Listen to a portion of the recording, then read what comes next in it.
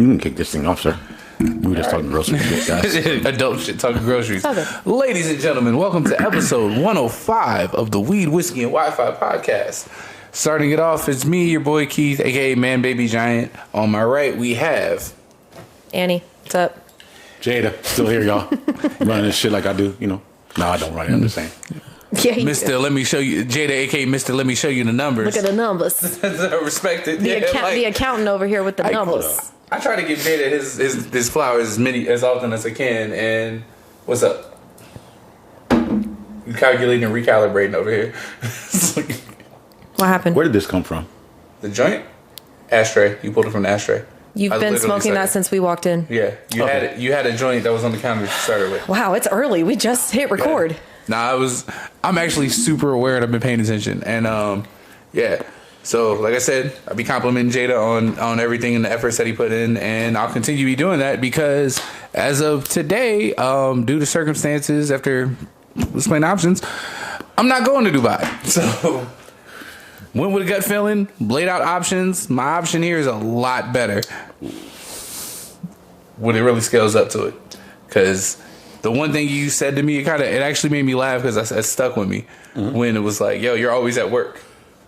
Because I was. Like when I was running the showroom, I was pretty much always at work. Yeah. I'm going to be afforded with the opportunity to work independently and create my own hours and such. So I'm going to be able to be like, hey, if you're like, yo, this comes out open tonight, where you at? I'll meet you there. I'm going to have that unless I'm like, yo, I'm out of town working.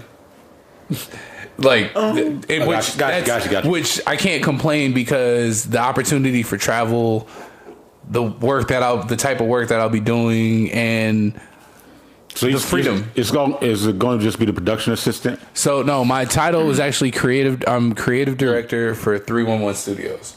So I handle media management, which means I do video editing, which is in my bag. Handle social media, do photography, scout locations, such like that. But I also handle event management.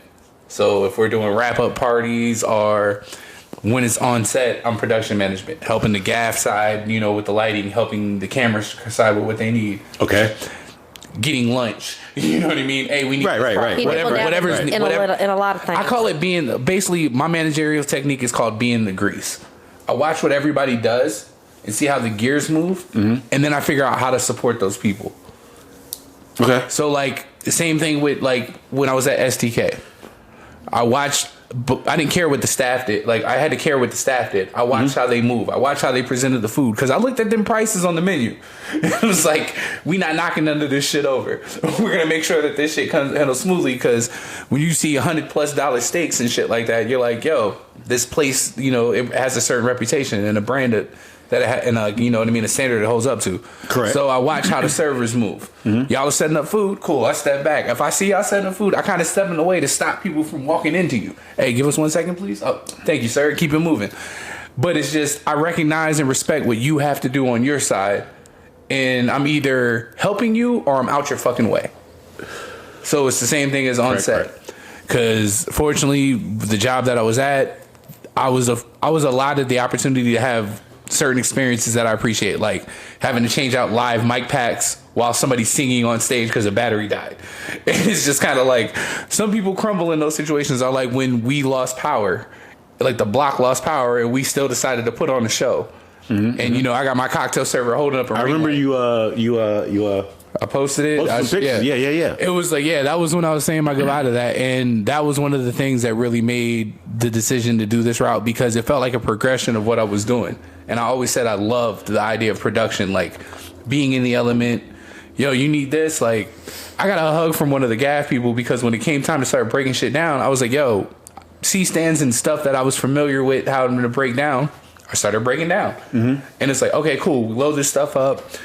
You know what I mean? And, I try to go into it with a good attitude of like, I know how to do this. I know how to sit there and expedite the process. But more importantly, I know how to ask, how can I help you? You make other people's jobs easier. Yeah. Makes it a smoother process. Which I got told. And in this regard, the payoff is a lot better because the person who's paying for everything or the person who's putting the effort forward to create everything, the literal creator of the project, which is my mom, is ecstatic and happy and excited I can't act like that doesn't, you know what I mean, hit me in a little spit of spot and be like, okay. And you get to work with her. Yeah, but also I get to be in places like New York where I can sit there and be like, oh shit, I'm home. Like, right? You get go get me, you know, literally. Chopped cheese and, yo, like I'm going to get one. When I'm there, I'm going to get one. I got to go find one. Low key hating a little bit like, this man going to get all the chopped cheese you want now. I'm going to say something now. Because I put up a post and I was like, bring some back or something. I made it. I have a container of like ground meat measured like chopped cheese at home, like that I've been fucking munching up and eating on. Like I made other shit, so I stopped eating that, but I still got to go through it before it goes bad. It don't come from Poppy though. Like no, I watched Poppy like a hawk. Like I was like, there it is. That's what I was looking for. It's like I've been laughing because even like Ellis Island, they were sitting there on their patio and they said like for brunch they have a chopped cheese, and I'm like, if it don't got these two main ingredients, which I'm not gonna say here because I don't need white people trying to gentrify the chopped cheese, because it's an uptown staple, right? I know the two key ingredients. If you don't add those, it's not a chopped cheese. It's just a cheeseburger chopped up. Oh, we don't want to get into how Las Vegas Las Vegas is like, what's the word I'm looking for? Cannibalize a lot of, not gentrify, just straight up cannibalize a lot of East Coast, and I'm not even gonna say East Coast, but like America, because they'll go anywhere. What's the word I'm looking for? Hometown favorites, signature dishes, known for. Famous for. It's straight up copyright infringement. Traditional. Really, when you break it down. But it's when the person isn't from that spot that's doing. Mm-hmm. That's what I get upset about. Like if you live there, like my Philly cheesesteak place that I was going to, and no knock against Capriati's out here because that's the closest that we're really going to get. Is it really? You fuck with Pops? I don't fuck with Pops. No, okay. That's no. He's got the wrong bread. I've only been to Pops a few times. See, this is the thing about Philly cheesesteaks, which having been to Philly playing ball and like my playing ball circuits and whatnot when I was in high school, dudes from Philly or neighboring Philly, when they critique it, they be like, nah, this is what's off. This was off. Like when the homie was like, nigga, you don't go down there, you go to Ishkabibbles. Right, down there being Pat and Geno's or Dukes or whatever. No, he's like, nah, you go to Ishkabibbles. Right now it's Ishkabibbles. Yeah, and I was just like, that's the one I told you. Well, that's why I asked you, because I'm getting ready to do a cheesesteak tour in Philly. This is how real it is. We're mentioning Ishkabibble. I got told this in 1999. Okay. So there's certain staples. That's fun to say. Like well, even now, it's still Ishkabibbles. Because even in New York, like even in the beginning, being from Philly, no one really fucked with Pasagenos, to be honest. It's a tourist spot. Yeah, that's all it was. Yeah, that's what I was saying. He didn't really tell me other than the Ishkabibble one. He didn't really say ones to go to. He just said ones to not go to. Yeah, like which I feel is equally as important. I guess. Yeah. I mean, it's better than because I had to recheck. I hit my brother up just to make sure. Yo, I was just like, so what's the rotation? Like what's the ranking? He's like, no. He's like, we still, it's basically still Ishkabibbles. Like that's the spot. And I was like, all right, cool. And that was the end of the like, all right, cool. So Ishkabibble. That's what I mean. So if a Ishkabibbles popped up out here, the dude better be from Philly. Like, or if even whatchamacallit, I told you, I remember I told you years back, the last time I flew into Philly was like 2017, 2018. On my way back, re-met, I guess, Renee Cruz, that little but like she was laughing because her nephew was like playing around me and all this, and we were talking, and she was like, "You look familiar," and we mentioned people that we both knew, but she was like, I was in Philly. At least I got me some Ishkabibbles, and I was like, "You made the Mecca." Like I was like, I didn't have the same I didn't have the same amount of time, so I just had to grab a cheesesteak. Yeah. You would have got the cheesesteak. It's like my mom used to trip on me before we got Chick-fil-A out here in Vegas. That was like my last thing I went to, like in the airport in Philly. Always same with in Georgia, or coming flying through Atlanta. When I flew to New York, I would fly back with a bag of Polynesian sauce, like a bag full. When I went to New York, because I had to stop and I flew Spirit, the bus with wings. But it was the yellow school bus in the sky. That's what Avery calls it. I didn't mention it, but it was. I've heard him say that too. It was funny because on my flight from New York to Dallas. I've never been on one, so I just honestly, like the only time I had an issue was the stewardess who got mad at me because I asked her for a drink after waiting for the people next to me to order theirs. I just ordered mine afterwards, and she goes, "I didn't ask you." Yeah, she was. "I didn't ask you," and I was like, "You were looking right at me." And you were like, give me a look like, are you going to order something? And I was like, yes, can I have a Crown and Coke? And she goes, well, I didn't ask you. And I just stared at her and didn't respond. And like other people were looking around. And then like all of a sudden another flight attendant comes over and like they move her out. And then they come back and the guy gives me he gives me 2 bottles of Crown and a tank of Coke. He goes, let me know if you need some more soda. And I'm just like, I'm like, all right, where's the bill? And he goes, no, you're good. And I was just kind of like... And I'm like, part of me is like, yo, that dude knew she was racist. And like, you know what? That's exactly what that was. But they real angry on Spirit flights. Like I said, that's what I was on when. Remember, I said the dude that I met that knew my ex-husband in front of me when we were buying the beers and they cut us off. You didn't mention that part. Well, we're apparently you're only allowed to buy so many within the flight, I guess. Yeah. And it was then it turned into then it turned into, well, he bought those, so can I buy them now, kind of thing. And they just didn't really like that. So I don't know. Loopholes in the system, but still. Yeah, that was the only issue. Let people handle their flights the way they handle their flights. Damn it. I told you, that's why I missed the national championship game. Because I boarded like 20 minutes before they took the field. Okay. And by the time I landed, I'm getting the ESPN notifications. But I was loaded. So it was just like, baby. Shout out to my man Todd at the Charlotte airport pouring doubles upon doubles. My God. Like, I slid an extra 20 on the counter. Yes. Really nice airport. Shout out to Charlotte. It really is. Yeah. Now, that's a city I would move to. If I had to go a little back east, I've honestly, it has the feel of like city life, but you're also in North Carolina, which is, you know what I mean? You when you buy a house, you get land, and because everyone always says like Atlanta. Nah, like, North Carolina is more. Yeah. It feels. I don't know if prestigious is the word, but it just. They carry themselves. That's where my roots are from. Class here. You went to college you said to Chapel Hill as well.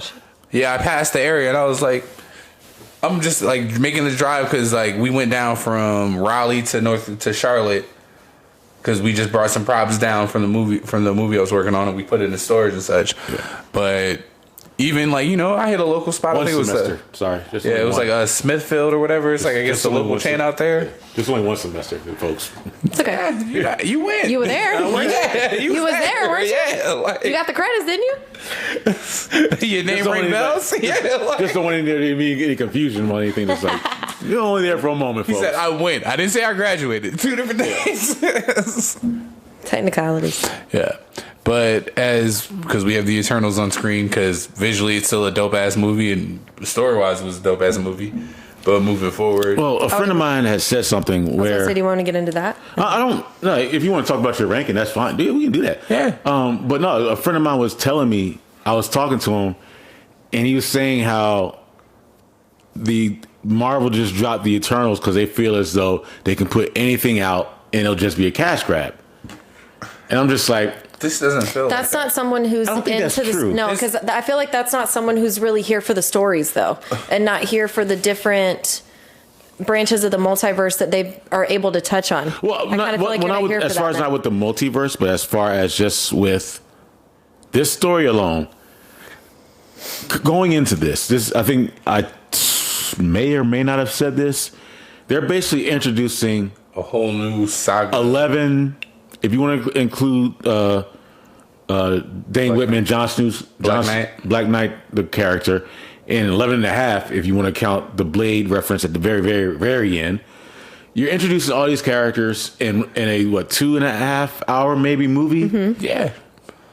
Clearly should have been a Disney Plus series. I mean, clearly, I've said that before. If they would have broke this down to the Disney Plus series, I think they would have had us on the edge of our seats. So going into this knowing that they were knowing they were just introducing just the terms themselves, a comic book I never read, ever read, was part of the appeal to me because it's like, no, I don't know about none of this shit, dude. I can't tell you. I know. Yeah, I didn't either. So. I know the names, and I knew there was some flack because, like in the comic, Ajax is a woman. Like there was a lot of gender switching and everything, and race switching because of course, everything's mostly white in the comic books because it is what it is. It is what it is. I'm not going to get into that right now. Different time. Yeah, but so as far as the Eternals going into it, the only thing I knew about it is that they were saying like they're getting all this flack because of the kiss between two men. and the gender and the race swiping. No one ever said anything about the story, which I think is very more important. Yeah. Was the movie good? So, was the movie good though? So, I go in and I'm not expecting a good, quote unquote, good movie because I'm understanding it's going to be difficult to do this with this many characters for a book I never ever read or had any interest in any reading. Because I just think it's boring. See, this is what we're not going to do. So he always has like a hand or a paw or something on me. You never noticed that before? Like every time he sits here, he has to be touching me. Yeah. Oh no, he wants someone to touch him. I know he does. I got it. It's okay. Keep going. Like give me the attention. We're okay. Just still a baby. So I know his 2 is coming up in 9 days. It's almost a Bubba's birthday. Yes. Yay! Let's have a party. So you ain't gonna be a puppy for long, kid. All right. 2 is still a baby. No, I know he still is. I know. He was the sweetest. So you're saying not known this material, having not known the material, having not being a fan of the material to begin with, I just had no interest. So I was just like, but I want to watch the movie. Yeah, just enjoy the story. I remember your actual quote was, "I'm gonna go in the first time really high and enjoy the visuals, and then I'm gonna see it again and really dissect it." When I saw it again, it wasn't until it came out on Disney Plus, like you guys. Yeah. Watched it again, I was just like, this movie is not that bad at all. Like, and then I've watched it like several times. Like it's been in the background playing, like, because I just like looking at it. Yeah. Yeah. And it's one thing that I like about this movie is Makari, and the not even the aspect that they use that they use a female character that's now deaf, but the fact that now they know how to do speed. Yeah. It looked really good. The speed looks good. Like they're not doing like the Quicksilver stuff. They're not doing like the Flash whatever stuff. The Flash does. Like this, which is and I'll say this, like with the way they did the speed with Quicksilver and Flash, felt similar and kind of perfect for those characters because of the type of characters they were. She wasn't the super quick witted, and I got jokes and stuff to where you make it like a Flash. And I also like the fact that everybody else understood sign language and would talk with her in that way. But it was. This the movie has flaws. Like, how did everybody do? Why does everybody now understand sign language in every language? And some things you just accept, let it fly. Yeah, let you've it been go. around forever. I think cool. You pick it up. You know what I mean? Like supposedly they get. It's been like 7,000 years. Yeah. Like, no, I'm talking about. But you in ain't the learned beginning, nothing. when they first wake up, when they land in Samaria, like we just saw, Kingo, played by Kamal Nanjiani, nailed it. Yay! Woo! We back, baby. And don't ask me about the lady that played Makari. Sorry, but they both use sign language in the very beginning, like they just woke up. Yeah, because remember Icarus and Cersei introduced themselves to each other, which Icarus is played by Rob Snow. So those of you that watch Game of Thrones are gonna feel a certain way when the Snow brothers admit they love Cersei, which I felt like was a great jab. And she said it, and I was like, bro, wait, what? Like, did she? Wait. They both said it. I love you, Cersei. Because it's spelled differently at first? No. Hey. That's still really weird. It works for black people. And now we have...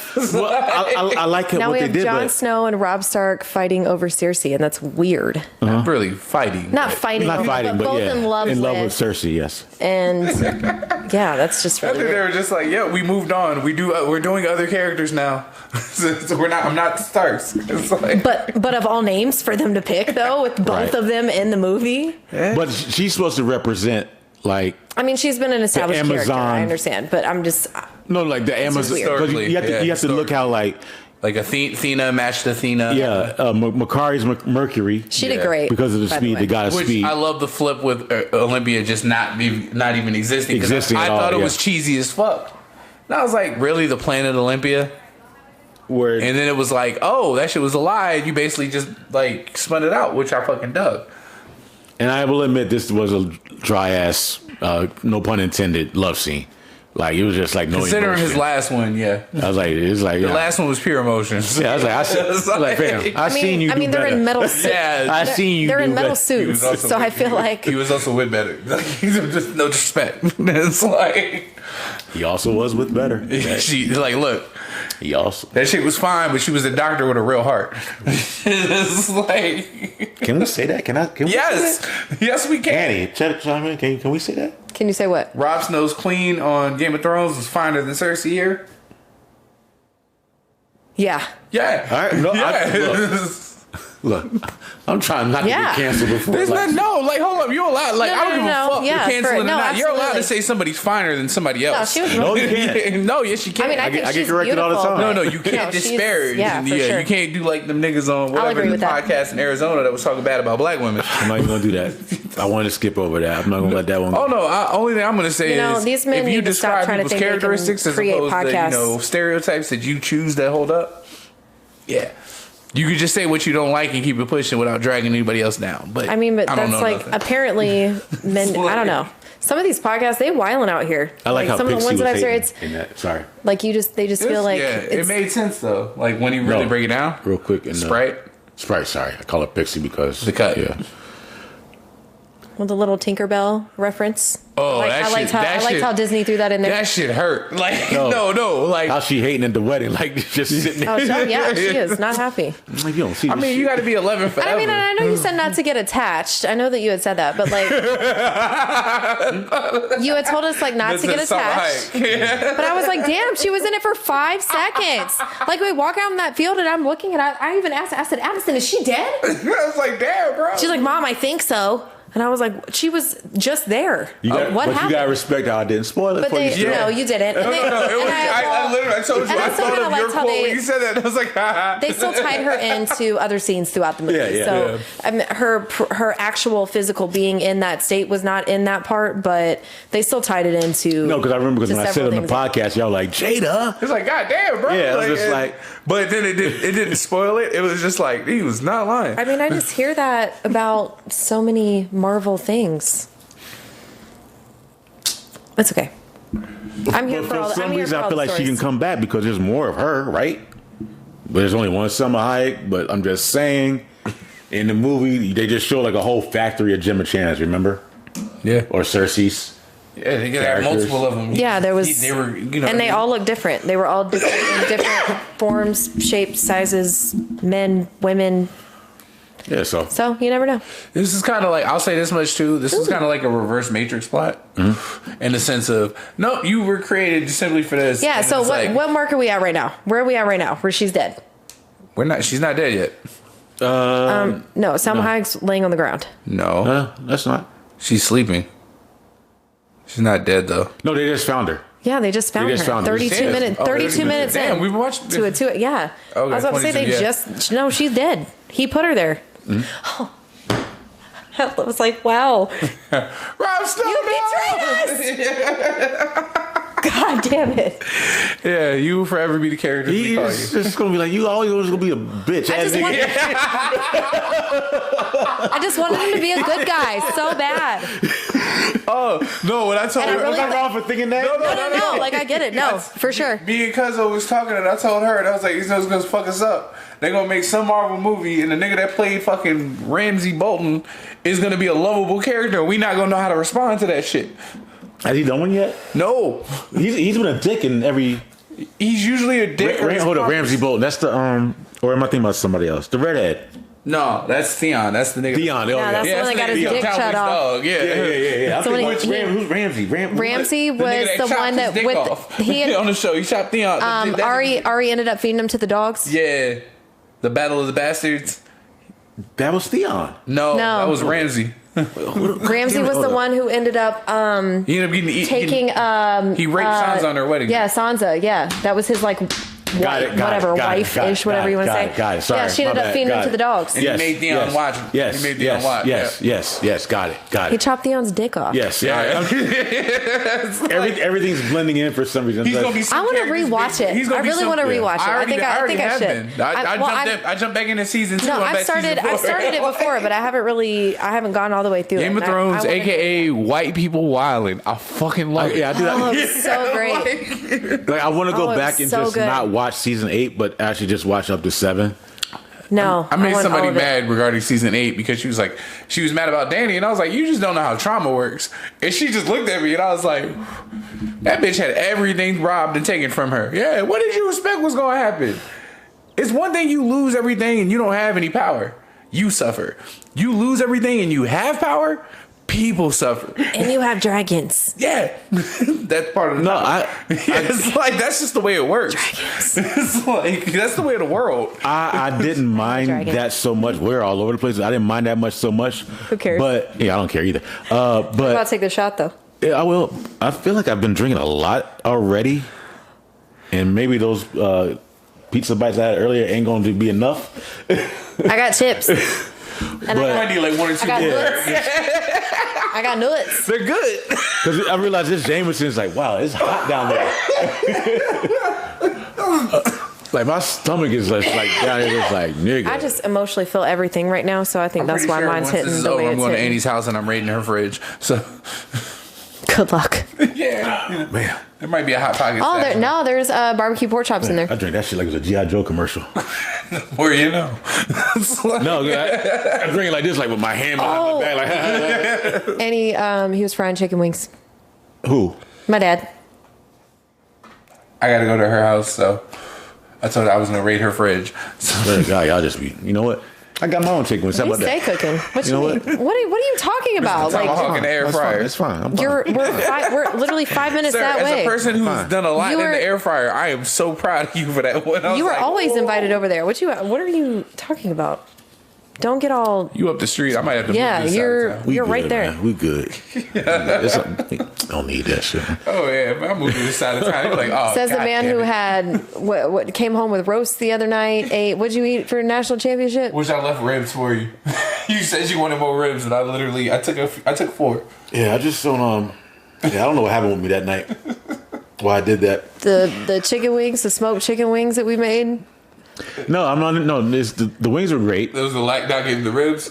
Why did I leave the ribs behind? I know what I'm saying. I don't know. When Look here, I took 4, and I was like, I'm gonna leave some because Jada. I mean, that's super easy. Look You here, can folks. just make more. Little insight about me and home cooking. And heard Pops. It's a great combination, is all I'm saying. Man, smoke some ribs for about a good 5-6 hours. Like, Strong. Listen, I do that shit too. Damn it, it's not just him. Can I give the gentleman his props? Yeah. Please? Thank you. We always give thanks for what you bring to the Today table. can be his day. I thank you every episode. Can I please thank him, man? For real. Please. I just had a bad day. I'm sorry. And we will be here for you. But like, I helped though. But yes. Oh my God. okay, shake and bake. Now, it's like, Jesus. God. Okay, thank you for helping. Thank you for all the meals that you made and all the meals you will make. Yeah, your eyebrows look great. All right, cool. Nose ring popping, cool. Hair look great. Can we get back to talking about Pops? Please. Just a little bit. Yeah, like, I love my dad. can we show some love? Yeah, without you getting mad. I'm just saying. You haven't answered. Just can we? Can we please? I feel like I don't get. Never mind.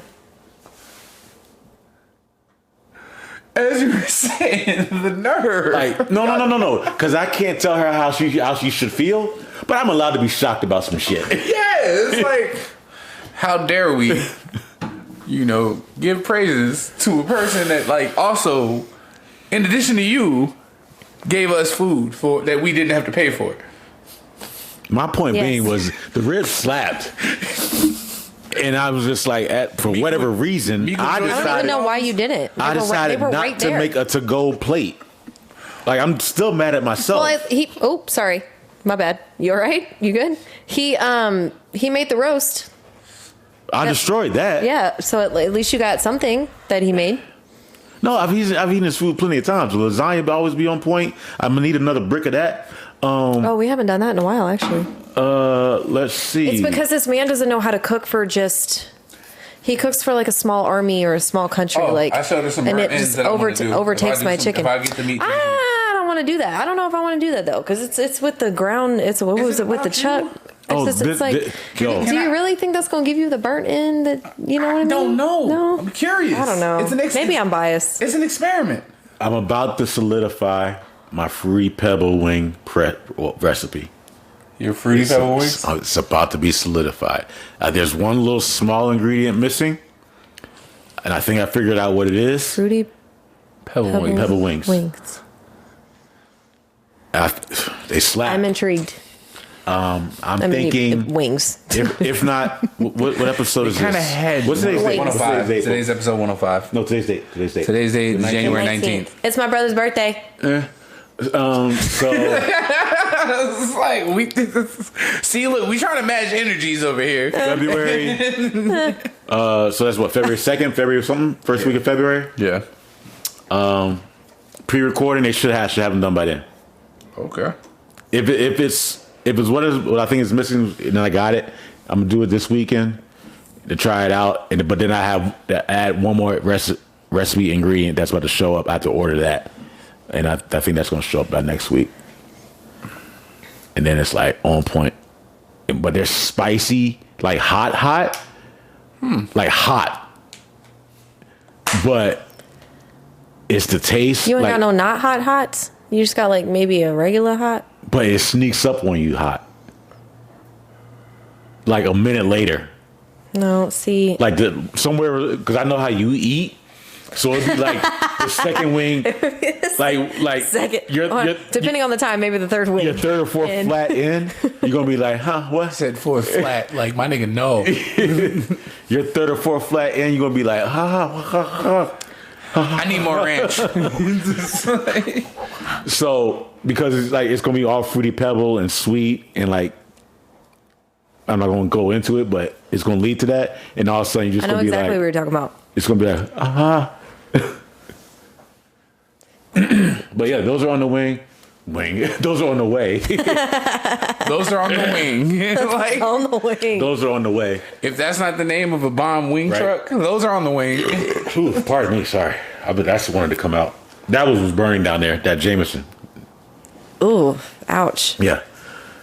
I do feel better now, seriously. I was going through it over here. Pressure release valve. Holy shit.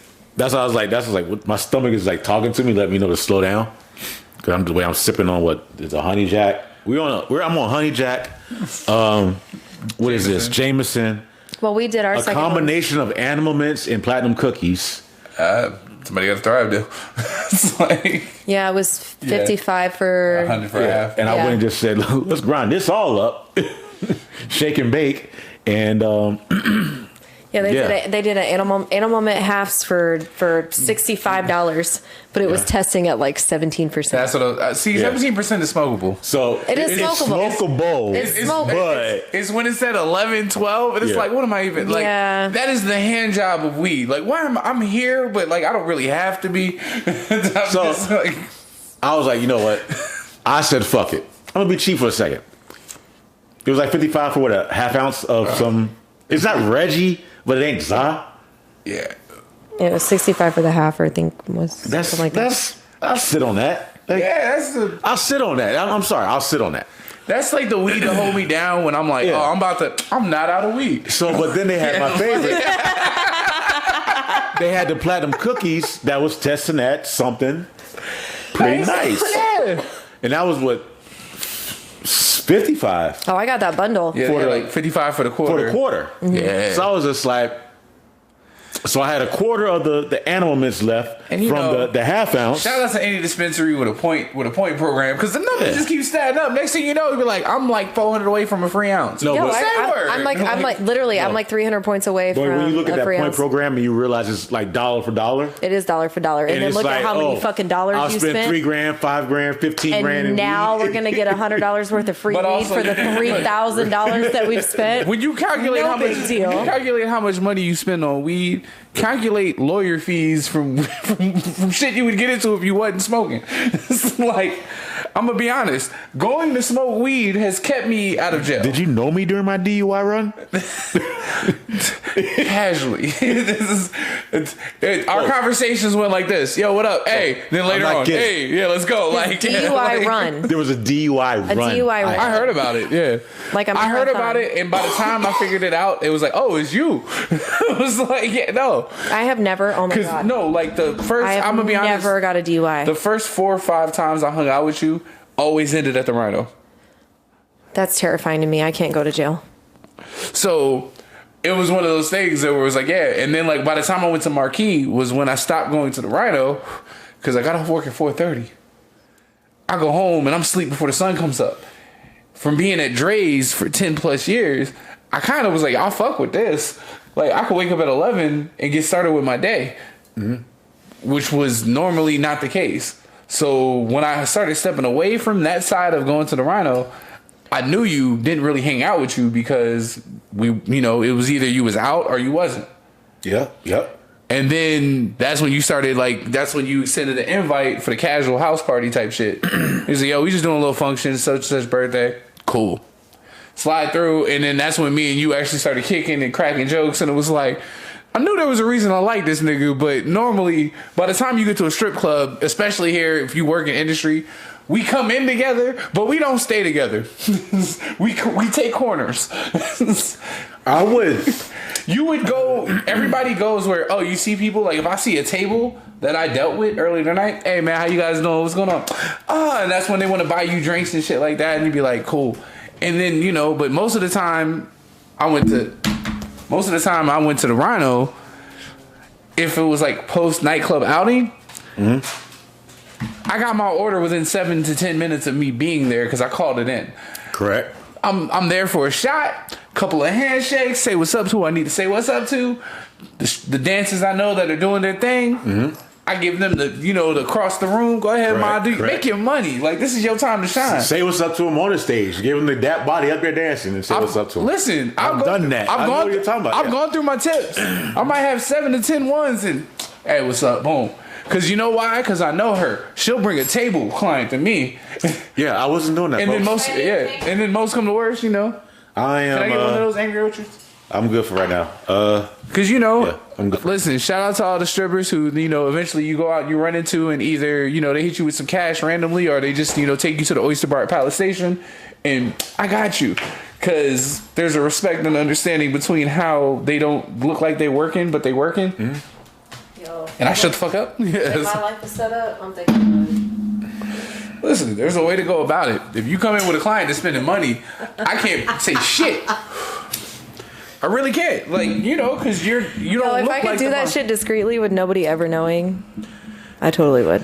We're not going to get into this conversation because it's going to sound like a conspiracy to pandering. So we're not doing that. But it was more so... Good for them. Just understand how things work. But the first few times I hung out with you was the Rhino. Like literally 20 minutes, and it was like, all right, then I see you on the way out. All right, my nigga, just get back on me, like no, because that was the conversation of us, our first interactions. I just started hanging out with you. He's getting off of the topic of me talking about being a stripper. Yeah, I was like really trying to. He's trying to divert back to where we were talking about. He's segueing way the fuck back over there. I moonwalked. I got nothing. All right, I ignored her. I have a lot. You did not. You looked at me. You did not ignore me. You looked dead ass at me. And then I ignored you. No, thank you. On record, I ignored it. But yeah, it was different in those days. Like I said, once you invited me to the house parties and shit, that's when we started kicking it.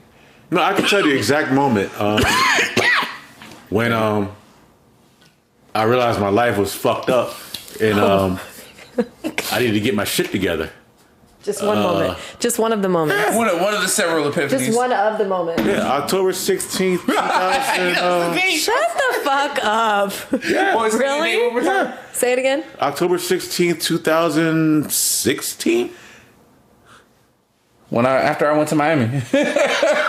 2016? Yeah, it was when I went to Miami. When did I start at Marquee? The year your nephew was born.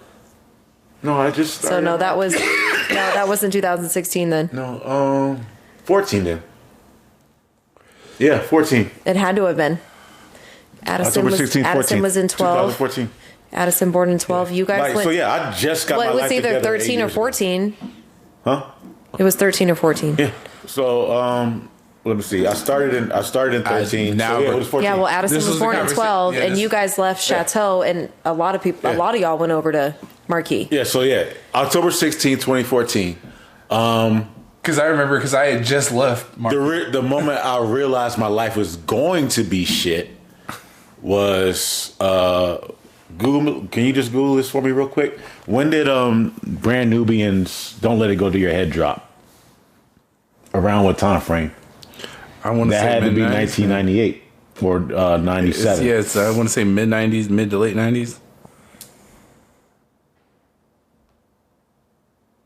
And this is a serious thought that I had the other day, just casually. Like, I just got my life together 8 years ago, seriously. 1998. Oh, so it was 1998. Yeah. You remember, does it say like the month? Just to give a reference. I want to say it was probably July. I think it's later year. I think it was November. Nah, I don't believe that.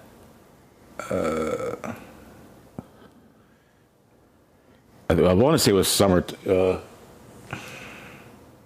it say? Anyway, so somewhere around 1998, I was on a bus. It was like late summer. It was I think it might have been fall. It might have been like September at the latest. And I was on a bus. I had this song on repeat. Don't let it go to you. Along with Common's retrospect For Life or Of Life. I think it's For Life. The song that he did with Lauryn Hill. If you know what this song is about, I don't have to go into detail, but that's what something I was going through at the time. Along with a lot of shit. And I was on my way to Germany. So I knew something was going to happen. So, damn, you got hit by Traveling Man right after. So I land in Germany and I realized I have now made a mistake. I don't want to be here. It's not the city I thought it was going to be. I just left a metropolis living in Tokyo.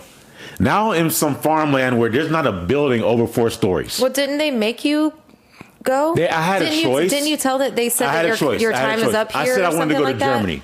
They said I only stay in Tokyo for 3 years. Right. They said you couldn't stay in Tokyo, though. They gave me a choice. They said you either go back over to I just remember I think your time was up there, right? My time was up, and I've been living in Tokyo for 3 years. They was like, you got to go. I'm like, all right, cool. Where do you want to go? I was like, if you go overseas, it's more of a choice of where you want to go. I said, all right, cool. My brother told me, not my brother, but my cousin told me that Germany was popping. I said, all right, cool. Let's go to Germany. Which is a common thing I hear from black men. Ben said that too. I go to Germany and I'm just like, get me the fuck up out of here. Get me the hell up out of here. And no offense to any German listeners. This is just me personally. I'm a metropolis guy. At that time? I'm a country. I just fought tooth and nail. And where were you at in Germany? Kaiserslautern, which is like say it again. How far from Berlin? Dude. So you're like in like a little town? Is that what you're talking about? You're in a shack town. Like I said, there's no building over 3 stories. Like for miles. It's just farmland. You felt like a sundown town overseas. And I'm just like, oh God.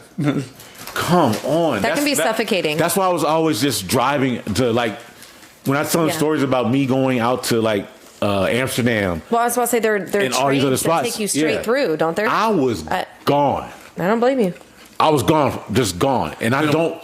And when you drive, like I don't care for the fucking train. Like get me the fuck out of here. Dude, once I discovered Red Bull, Stacker 3s, 24-hour energy, 5-hour energy, and that shit was over the counter over there. Like we were taking ephedra by like the spoonful.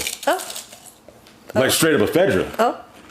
Dude, I don't. Okay, folks don't understand. I don't remember 1999. I just feel like I haven't even lived. Okay, when I say I don't remember 1999, I don't remember 1999. I think they got ephedra in like 99. And like, I had the great ephedra. I had the great 12. The great yellow jackets. He had all that. The yellow jackets. The good Red Bull, like the good Red Bull, that fresh taurine. That's straight from the bull seam. That fresh bull seam and shit. That shit that would make you pee yellow.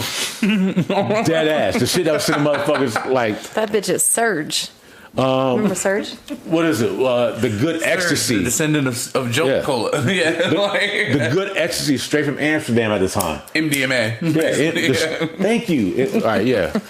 So it wasn't none of that stepped on shit. So when I say I don't remember 1999, I really don't. It's like spots and memories. Like I know I broke up with my girlfriend. That's the most thing I remember is like we broke up. You want to know what's hilarious? That's me with 2009. Yeah, so I'm like, so going into that, it's like I can tell you where I was occasionally. So from there up all the way until what 26? What would we say? 2014? When I had my very first anxiety attack. The reason I had my very first anxiety attack finally was because my life was actually at peace. I had an anxiety attack because for once my life was at peace. I understand that. I can understand that too. For the first time in that's terrifying. So many years. This is literally what I realized. That's terrifying. To look back on. From whenever that song came out, Don't Let It Go to Your Head, because I was going through some shit. 98. That I can see. Which we talked about. Smushmortion took a toll on me. When we talked about DMX passing, we talked about his first album, which was around the same time. That Smushmortion took a toll on me mentally that I didn't know it took. On top of the miscarriage. Back to back. Oh. Okay? And bumping out, going to Germany, being stuck, listening to that song, it just sent me to a downward spiral. And it's funny that I saw it coming. I literally saw it coming. I completely understand that. I saw it coming, and I didn't even do anything about it. And I sat back and rode that spiral all the way up until I had my anxiety attack when I finally sat down and was calm. And finally, because the reason I got calm is because I just moved into the big house. And you saw how we were living. We were living comfortable. Very, very comfortable. Yeah, that was a nice house. And I finally calmed down, and I was at peace. Had a great job working where I was at. I remember when you showed me around the house, I made a joke and you laughed at it. I was like, yo, if this was just me, yeah. Like every 3 months, I'd move to a different room. When did you move into that house? Huh? When did you move into that house? It was after you were... Literally right when I started working at Marquee in August of 2013 is when I moved into that house. But I remember, and you laughed at that though, but I said... And that's when you weren't you watching Addison then? No. I was stopping watching her. Because I was working at McFadden's then. Yeah. I wasn't working at Chateau anymore. Yeah. Sorry, guys. We're just trying to piece the timelines together. We've all known each other a long time. I like that layout of that house because, like I said, I'd move into different rooms every 3 months. Like, not we moving over here. So when I had the anxiety attack in 2014, that freaked me out. So I started drinking more. And that's when I turned into DUI, The DUI run. Yeah, it was just... So as... to clarify, if you don't mind clarifying... I spent one Thanksgiving in jail. So what... Okay, so when you say DUI run, we have to clarify. Your run contained how many DUIs? On record, 1. And we're not going to say the number of attempts. DUI arrests. Plural. Okay. That's why I said you don't have to say the number. If you... I said arrests. If you don't mind, that's fine. We know it's more than 1. All right. Okay. Like I said, there was a run. Because that was a shock. To find out that your whole life and to see it. And then that's why I started going to therapy, doing all this other shit, talking it out. Like, none of this was like overnight. That's what I say. How can you? Jesus Christ! That's what I say. How can you say this was bad? It looks good. Sorry, I have the Eternals playing in the background. We're like an hour into it, and the Earth just blew up. Thanos was really trying to save. Thanos was saving us, Phil. That's why I want that shirt that says Thanos was right. I really do want that shirt. That was a coffee mug I saw on whatchamacallit. Yeah, we're an hour in. Yeah, is it an hour? Yeah, 58 minutes in. Yeah, we are. But yeah, that was like to go through all that, go through the pandemic, come out on top of the pandemic. Like, I don't feel like life has been wasted, but holy shit, I went through some shit. I've been through some shit. That's how I felt with this Dubai shit. It's basically been 4 months. And like, it's crazy because 3 to 4 weeks ago, I was completely different, had a different stance on it.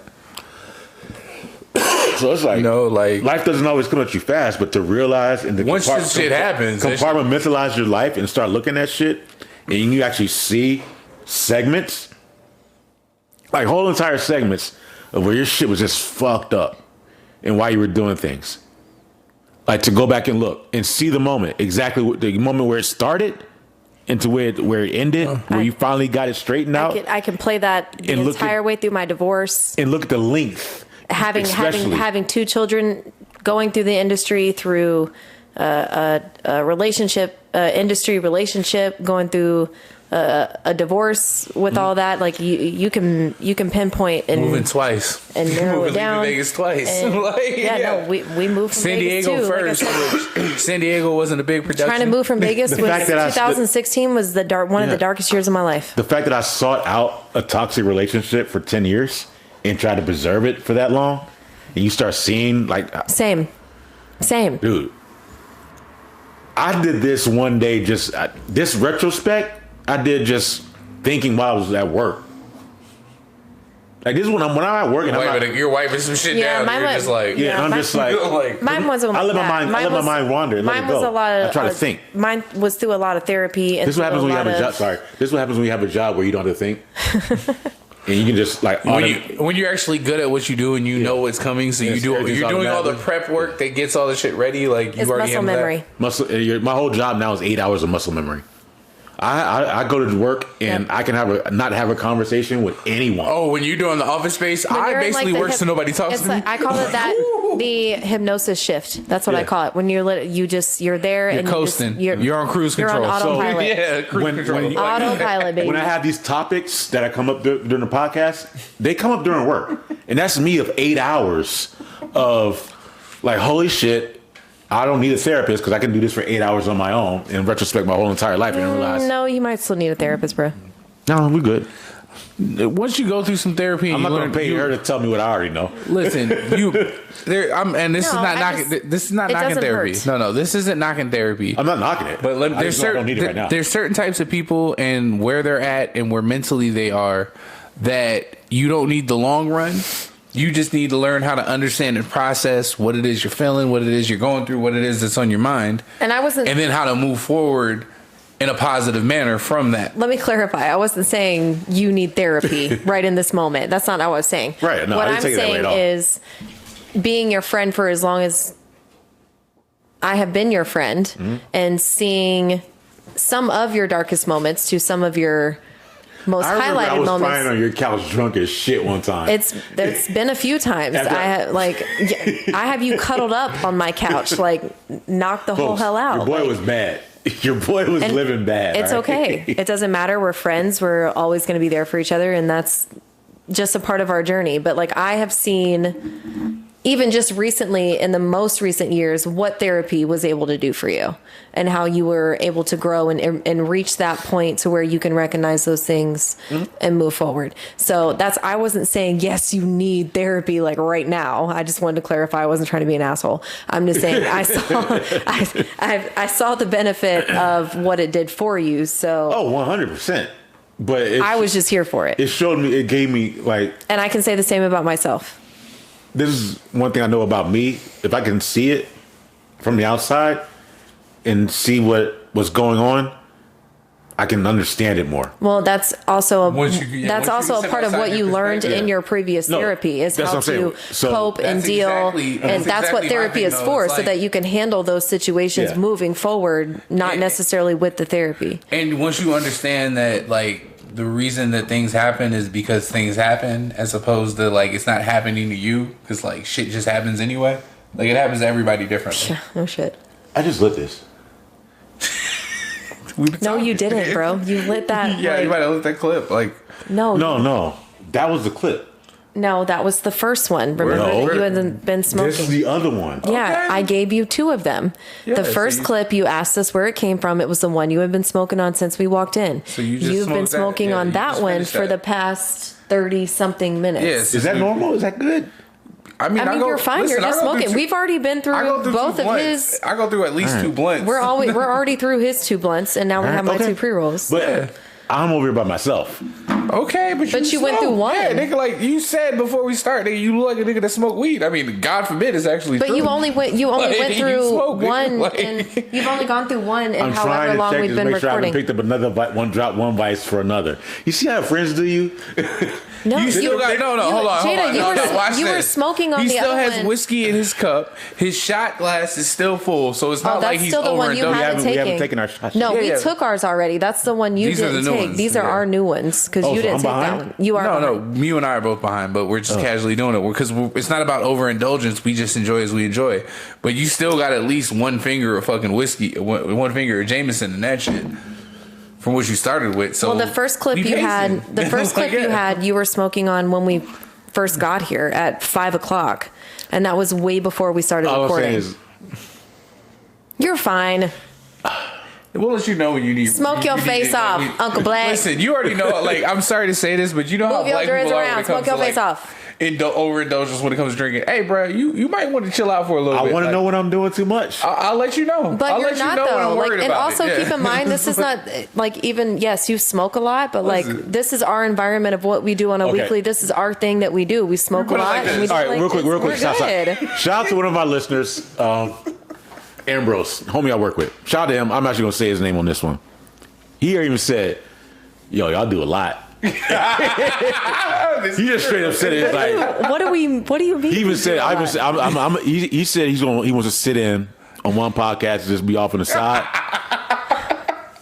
And That's just not watch. the first person who said that. Yeah, I wasn't hearing somebody cackling over there like, you all right, bro? 'Cause- Like, what's so funny? Like, Listen, if y'all want 'Cause that smoke, to let's get an go. idea of You how want much that we smoke? actually smoke and drink, like while we're going through this, I'm starting to feel like it's a lot because he's like, "No, I think I'll be out after the first one." because they don't smoke. But like it's we smoke, and we though. really don't. Yeah. But it's not every podcast though. Yeah, we may smoke a lot during the We from podcast, Nate but Dogg with the era. If drinking, you smoke like I smoke, then you're high like every day. Yeah, but we- it's just, we're I don't know if that smokers. holds water, but I just wanted to say it. we're smokers like that Sorry. outside of the We're all over the podcast. I mean, excuse me, all over the place. It was just an observation. I just want to say we are smokers like that outside of the podcast. We are. As far as drinkers, we're really not, other than being here with each other during our podcast. So it may look like a lot, but it's really 100%, like yeah. a once a week kind of thing where And we get also, together and do this as friends. We Like, were in an this is industry not where what we do. drink and we know how to Right. drink, so 3 Yeah, to we 5 do. shots is like not out of range for us. Like,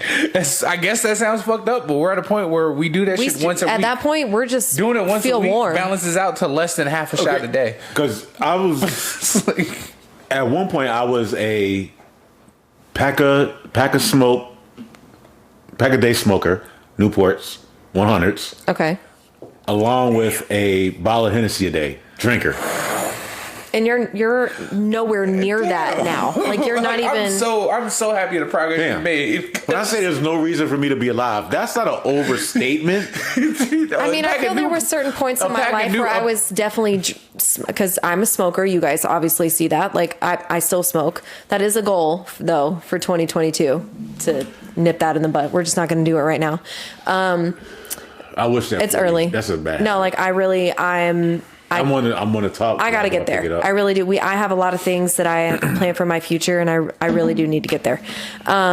So it's a goal. But regardless, you all know that I smoke. So I can put myself in that position at certain points in my life where I smoke like that. And I drank like that. But you It don't- wasn't you don't chain consistent. smoke now. I don't. No. Like not at all. Like I mostly I smoke a lot here because I'm drinking, and I smoke more when I drink. But like the social drinker, right, or social and smoker. at work, like I don't even. I feel like I smoke a little bit more at work, but not even really. Like I'll get one in like right before work, and then I might get one in like 4 hours later just to like get a break for like less than 5 minutes kind of thing. But at home, like I'm smoking like one a day, maybe 2 a day. Like it's just not that relevant. So I feel like once I remove myself from certain elements, it won't be as relevant. How much is too much a day at a point? I think it depends on what you're going through, honestly, because I can't say that for anybody else. Because like I said, at one point in my life, I was doing that shit too, where I was like not going through anything, smoking, not going through anything, just living. It depends on where you're at and what you're used to. Because some people like I said, we love Pop, but Pop smokes a lot. Y'all know that Pop goes out. Pop is cigarettes. A pack a day. Come on, a pack a day. I think a pack a day is like where we kind of like, all right, we need to stop. That's a lot. And I would even say half a pack a day because there's 24 cigarettes, right? 20 something cigarettes in a pack. 20, yeah. Somewhere around there. Can't even tell you. 20. I mean, and I've been okay. Well, I've been on and off since I was 18 years old, but I don't count them. I don't fucking know. 20. I'm telling you, it's 20. Like, okay. I could be wrong. All I said was like 24 something. You said 20, and I said, okay, cool, 20. You're right. I don't care the amount of cigarettes. I'm just saying. Jesus. Nah, it was more like Captain America. I know that reference. Like it's like. I'm assuming. I mean, I thought it's always been 20. This is a brand new pack, damn near. Google. Right? 1, 2, 3, almost. Yeah, I think I've only had 2 out of there. 7, 8, 9, 10. Yeah, I've only had 2. 13, 14, 15, 16, 17. Yeah, 20. Yeah. Okay, then Yeah, right. I'm second guessing myself. No, all I said was 24. I don't know. Like I said, I've never counted them. Who cares? Actually, seriously, just did that. Anyway, where were we? Vices and stuff. We don't drink as like this all the time either. It's like one every like 3 to 4 episodes. We depending drink on like what's this. going on, depending on how we're feeling, like it really just changes. But usually it's somewhat manageable because it's not like we leave here sloppy. I'm which has never happened. Yeah, because I have been classified as an alcoholic. I think we're an alcoholic to people who don't know how we drink. No, we are nowhere near. You don't go to meetings now. I not anymore. I know alcoholics. I have alcoholics in my family. I had an uncle that just passed away recently from such a manner. I know alcoholics. Because we're not even close to that. Let me go ahead and say this. Yesterday, we're enjoying a Wednesday night amongst friends. Is what we're doing. Not because of, you're not hearing what I'm saying. Because of past experiences. You can still be classified as what you've done in the past. Still, yeah. Let me put it like this. No, let me put it like this, Jada. If you that's go out, completely different as far as alcohol and vices. Up 3 nights in a row, I'll be concerned about where you're going. Let me admit this to me. I don't mind saying it for me because I know what my past is because of what I've done. Like, I know there is an alcohol problem. I have controlled that problem as of right now. Okay. Presently speaking. That doesn't make you an alcoholic. But past experiences of things that I've actually have done, by definition, I was an alcoholic. I think so. I get what you're saying, and I can understand. I just think that's really dramatic. I just no longer battle alcoholism dependency. I think like that dependency is no longer there anymore. The truth of the matter is this, though, too. I was drinking a bottle of Hennessy a day. But you said it though. You did some therapy. You did some work. You had those moments where you realized you had to make certain changes. So now, even as you drink and you may drink, you're not drinking at the same level because you operate on a different level of awareness. You operate on a different level of functionality. Okay, that's like telling someone that's walking around with their coin that they're not an alcoholic. No, I'm not saying you're not an alcoholic. I'm saying you're not. You did the work to where you're not the same person. Mm-hmm. Same at its core. But I'm admitting who I am. Like, I know who I am. But also you now have that measuring stick where you're like, yo, I'm wilding. Mm-hmm. Like you and that didn't exist before when you drink. How can that exist when you're drinking a bottle of Henny a day? You drinking a bottle of Henny a day. You're not the one saying you're wilding. You're being told you're wilding. Mm-hmm. If you're now at a point where you know what? You're being told I was wilding. No. But I'm saying if you're drinking a bottle, I was being told I was that nigga. Like, but what I'm saying is if you're drinking a bottle a day, you're entering. If depending on your behavior, you're in a potential to be told you're wilding. because you're drinking a bottle of Henny a day. But now if you're like, yo, I'm wilding, I'm over here drinking and I'm supposed to be doing this, or if it's like I ain't eat shit all day and I've been drinking all day, I'm wilding. It's more so you're more aware of your behavior now and what you do. You know why I stopped drinking Hennessy like that? Regardless of why you stop, but what I'm saying is like, I mean, sorry, I don't mean to cut you off. Fuck me. No, not at all. Because when tell me what happened. Because what I'm doing is I'm praising you because you did the work and you're so much more aware of what's appropriate, what you feel is appropriate for you. Mm-hmm. You're not drinking a bottle of Henny a day unless it's been a motherfucking week. And then it's like, I'm drinking this bottle today, leave me the fuck alone. And then you deserve it. Yeah, and then this is like, point, yo, like if you called us on a Wednesday and you be like, yo, we not recording today, I'm getting drunk. Today's not the day you want to show up. You'll get a text from me on the side. My nigga, you good?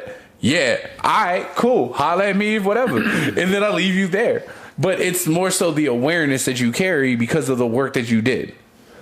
And I was just praising that more so than anything else. That changes everything because we always talk about accountability. Now you're like, I'm being self-accountable. And that's that shit that it's like, that's my nigga. Like, he's doing what he's, you know what I mean? Like, he's doing the type of shit that'll be like, yo, like, listen, if a baddie was talking to me and be like, yo, that's a good dude. Be like, hey, don't come at him with that bullshit. Because my nigga's one of them ones that, you know what I mean? He operates a certain way. You either respect it or you don't.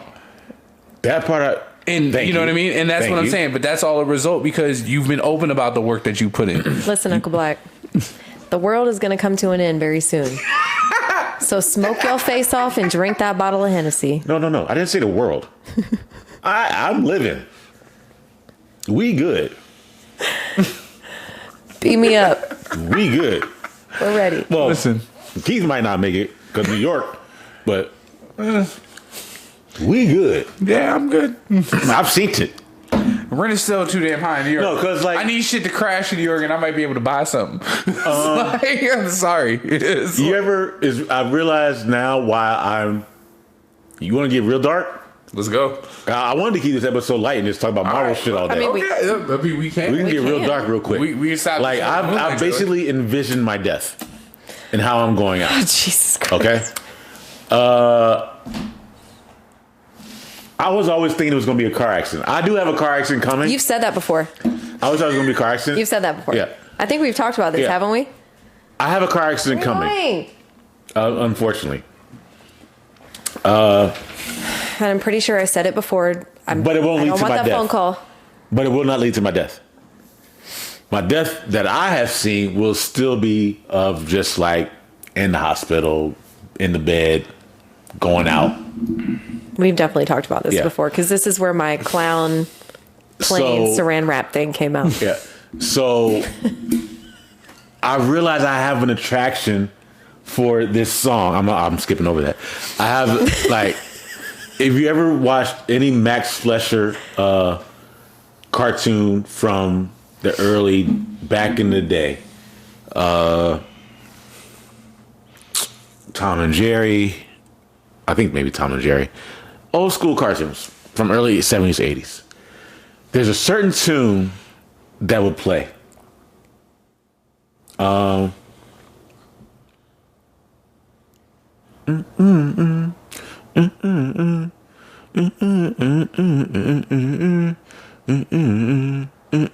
Somewhere along those lines. Horrible rendition. I apologize. So I'm trying to think. There's really no high notes. I realized at an early age, this is where it gets really creepy. Why I have an attune to that song. It's because when I go out, I want that song to be played so that I'll be comfortable as I transition. To hear something like that from my youth.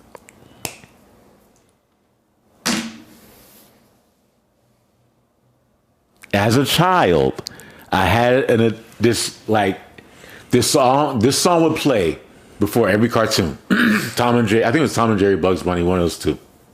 Because I was like in third grade. Talking about the Warner Brothers thing? It wasn't Warner Brothers. It was never Warner Brothers. This was back when fuck. Now I'm really showing my age. they would show this random cartoons. There would be like the wolf, that had like a country accent. But hey, boy, you need to stop that. And because the lamb would keep always eating up all the railroad tracks, or the goat or someone always eating up all the railroad tracks and eat up everything. And you'd be like, hey, boy, and it's like, and it was a certain tune, and there was certain cartoons that attached to that tune. Sorry, I'm an old dude. This is how I remember it. So it was the wolf, the buzzard, and the bumblebee. Baby bumblebee. You know what I'm talking about? Yes. Remember that? Anybody remember that? With the buzzard and anybody? Do it again. Do it again. No, you only get one. Do it again. You only get one. Do it again. No, you only get one. He is not drinking that much. We're right. Twice. Because I didn't like the silence that I was getting in the blank stares. So I was When you started going, and I was like, do it again. oh wow! Like I haven't heard that in like years. So, like there's certain songs from cartoons that you remember. Tom and Jerry. When he did, is you ain't my baby. Nigga, that'll be my proposal. that's my "Are you my girl" speech. Is you ain't my baby. Because if you are, come give me a fat kiss. Come on, toxic as fuck. But listen, let me fall in love with a girl. I'm like, yo, I'm gonna sing this shit in the restaurant till you kiss me. So, to go back to that song, that song would play in between the cartoons, and I was always very much attached to that song. Like, always attached to it. But I would hear it, and it would, like, somber me up. Where it would just, like, I would get depressed, but I would be happy, but I would be like, Then the cartoon would start, and I'm back to normal again. Yeah. So that's all it is. As a kid, I'm already seeing my ending. So that's all it is. That's all it is. Yeah, I'm gonna be honest. Or maybe it's the car accident that takes me out, and then I'm in the hospital, and I'm just like, yo, play this. I don't know. I always kind of figured, like, if I was gonna die, it was gonna be okay? Yeah. She's not go. Between the conversation and the movies. That's something that's obviously great to talk about, and I have. It's not. And I have. I'm just surrounded people in my life that I love and care about, and I can't even imagine getting like those phone calls. So it just kind of like stresses me out a little bit because obviously, as we talked about even last week, everybody dies. There's gonna come a time. I just didn't like seeing that I just didn't like seeing me and her like that. Yeah, like I know. I didn't like that at the moment. I always thought if I pictured, it's hard to even just take it all in. When I pictured my own death, it was literally the cars coming and jump in front, grab them and shield them with my body and save them kind of scenario, whether it was a kid or an old person or whoever. And I'll say this much, the one that got me was in Titans when Hank met Dawn.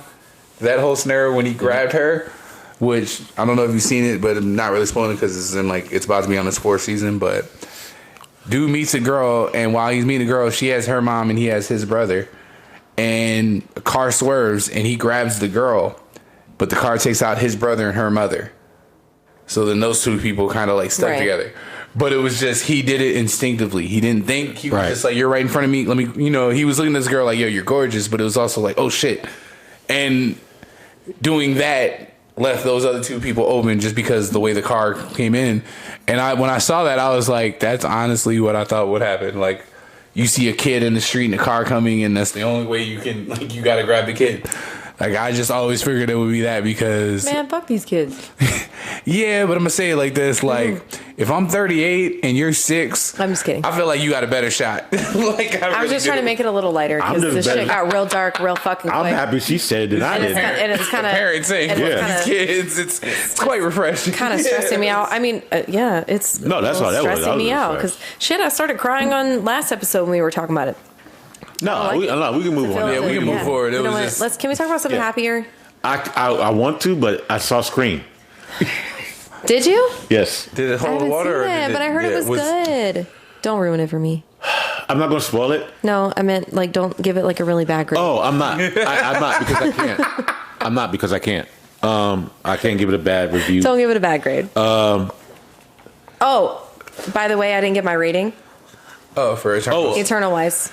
Neither did I think. You want to knock that out? Yeah. Your top? Here. Well, we were talking about it, and then we obviously got way off topic like we normally do. It's called weed, whiskey, Wi-Fi. So There's it's like, been a lot of weed and a lot of whiskey. We can talk about that topic from an hour ago that we just forgot all about. No, I just before we go into this is what I'm another. talking about. Like, this is what I'm talking You about. just smoked another. That's the second one, bro. What do you mean? No, that's the new one. This is the one I just lit. You didn't just light it. He did. It's been like 20 minutes. Nah, it's been like 5. God. Anyways, ranking. I want to do it real quick. You get it, Keith. Thank you. You get it. You also let it burn, by the way. You'll sit it down and let it burn. I haven't set it down. You do let them burn though.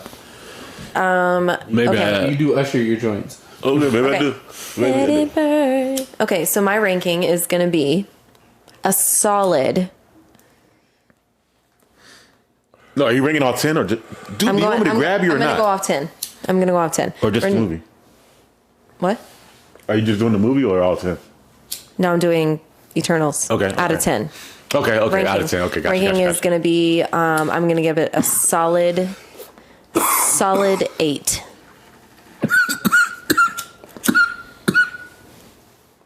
Solid 8. Okay. I think I gave it like a 7, right? Or 7.5. You give it a 7.5. Which I kind of 7 3/4, 7 and like 8. I'm kind of in between where you guys are because I'm good.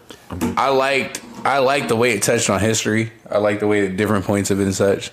But also like scenes like this, I would love to see how that would play out in the series. And also I think that like ever since Martin Scorsese made that comment about cinematic, but yeah. Aside from the special effects, this shit was acting. The special effects weren't that bad. Were they bad? No, the special effects were dope. But I'm saying this movie was a lot more about them enduring humans in their history. Yeah. And, Fastos over here upset because he felt like he put the atom bomb into motion by keep encouraging because he wanted to show the Sumerians the steam engine. But, and that's, to me, it's kind of ironic and sad because that's a human thing. Mm-hmm. We can be too ahead of our time, which is something that we've always heard, even with, especially regarding the atomic bomb. So there were a lot of thematic elements and a lot of emotions, various emotions the characters displayed that made it. Oh, yeah. And you put the baby in the Bulls jersey. There's that. But also, I mean, even this, though, like. What's wrong with that? You see the. Nothing's wrong with it. It was like you see him, when you see them, they've been around for so long that, like, they do convey real emotion. Yeah, yeah. Which is like. Which they weren't supposed to because they weren't robots, supposed to be around. But it was also, because of the emergence, life has to get to a certain point. And, like they said, Thanos delayed everything. He didn't stop it, but he delayed, what he did. It took 5 years away. But it was more so you're seeing that they are capable of all these emotions, and then you think about that over a 7,000, period of life. Like, you go through the ups and downs and everything. Like, we talk about it, but I couldn't do this shit for 7,000 years. 7,000 years, I'm like, nah, how do we die? It's like, get me out of here after 2. Like, that's just me. But that's a lot. Like 2,000 years. Like I'm not trying to be like Omni, man. She's a toy to me. Like I'm not. Like 7,000 years. That's watching a lot of people die. Just like everybody. Even Homeboy and Invincible was saying. And then you'll love new people, and they'll die too. Like I'm pragmatic. Come on, man. Season 2. I'm not disagreeing. Yeah, I gave it a good 8 though. Yeah, I gave it a good 8 though because the overall setup for a new expansion. Eros being brought in, played by Harry Styles. Thanos having a whole brother. And then Blade being tied in with the last scene. And Black Knight, which, listen, I'm going to see, I know his name ain't Jon Snow with Kit Harington, but I'm going to see Jon Snow with a sword. I'm down. He will forever be Jon Snow. Because even when I watched Game of Thrones, I was like, this nigga's giving me Logan vibes. He fighting everybody else's battles, and this nigga just wants to chill. Right. And he's like, and he keeps losing his women. Like, it's like, come on, man. It's one of those things. So I loved how this played out. And I've mentioned this. The way Arishem showed up at the end in front of the whole planet, I was like... Just pulled her? Before that, when he just showed up, I was That's like... what I'm saying. He showed up and he pulled her right off. He just picked her up. But he was just... I'm in front of you. He took 3 of them. Yeah, but he's like, I'm at your window. Like, I'm at your door. Like, yo, what's up? Like, the only thing I can compare it to was, you remember Mark Wahlberg in Fear? That's what I'm curious to know. Like, like when he was like, let me in the house. Like, he was right there. Like, that's what I'm curious to know, like, where this takes place. Like, no one in other movies have been like, yo, y'all remember when that fucking big-ass hand showed up? Or when that fucking big-ass ant showed up? But it's like... No, hand. Oh, hand. The hand showed up, but how about the face in the sky? That's what I'm saying. That's what I was saying, an ant. Like, I thought you meant like a... No, the hand that's sitting in the middle of the ocean now, in the Indian Ocean. Yeah, that's like a glacier. Big marble hand on top of the... and like alert. and like a little top of the head. Yeah, like on top of like a whole ass fucking being head just showing up one day that's dwarfing everything else, your whole planet. Just like, yo, you ain't got to worry about it because she turned him into marble, stone like, or whatever. Yo, but no, I'm talking about the part where it's like, yo, you three, we need to talk. Yeah. I can't find everybody, but I found you three motherfuckers. Yeah, yes. Like, this motherfucker cleared the sky. They said, hey. Knock, knock. What's happening? Picked her up. You see, he blew the clouds out the way. Get this shit. Like, hey, the only time I felt here. energy like that was when, like, if you've been at, like, a public dinner and girl show up and you see the panic in their face, like, that's cool and all, but, you know, my food coming. So what I'm saying is, But my food coming. like, what I'm saying is, like, Hawkeye, no one said anything about that, you know, period. Which, this takes place, I'm assuming, a week after the blip.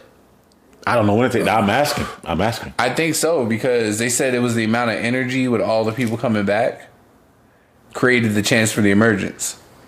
So when that happened, that was the first day she told Ajax, but it was a week. Yeah, but it also said in the beginning, like, through war and destruction and pretty much humans ruining the earth is the overpopulation and everything. So I don't know if it was like a week after the blip. It's definitely after the blip for sure. Right. I think it's after the blip. I don't think it's right after the blip. I think it is right after, because she said the amount of energy and the amount of surge of life that came back prompted, because you got to remember, people came back from other planets and came to Earth.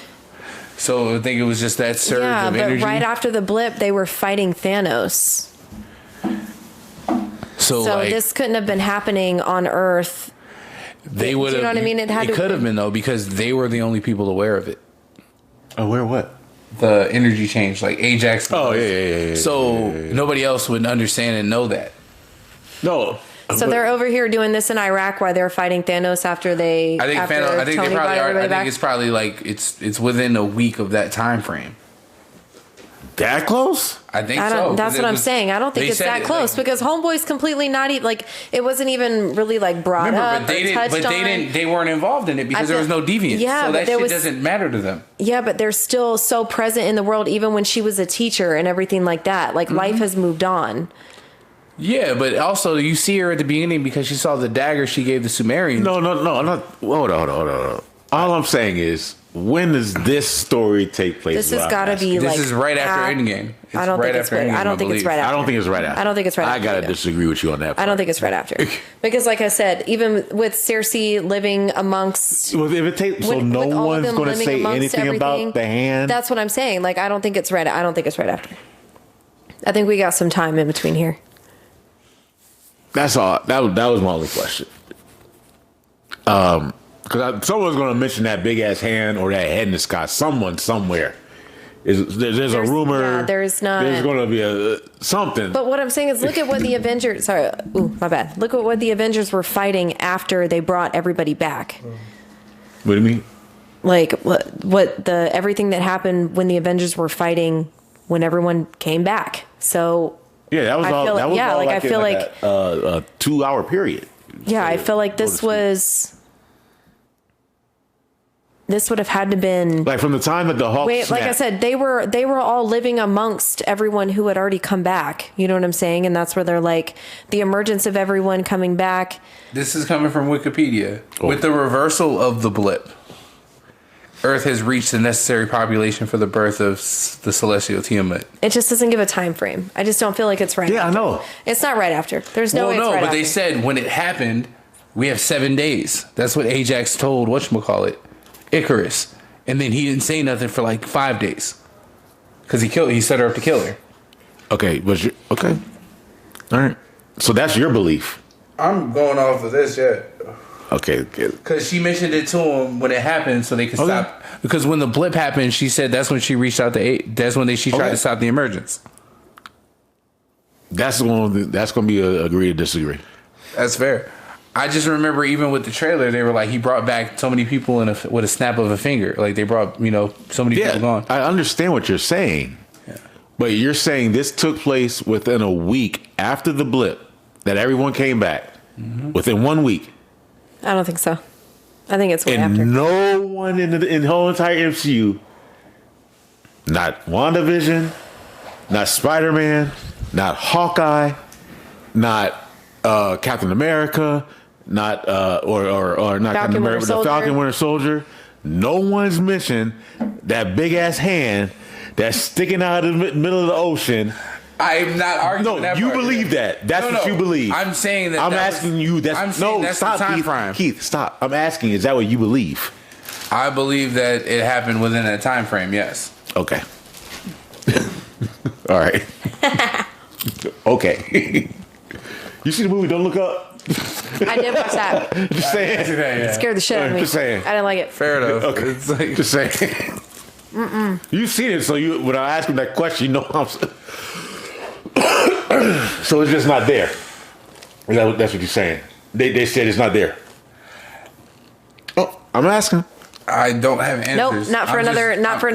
I'm asking because I'm saying I'm asking. Is that what you believe?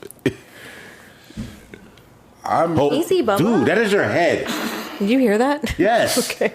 That wasn't the only one. I'm just thinking of when they were talking about.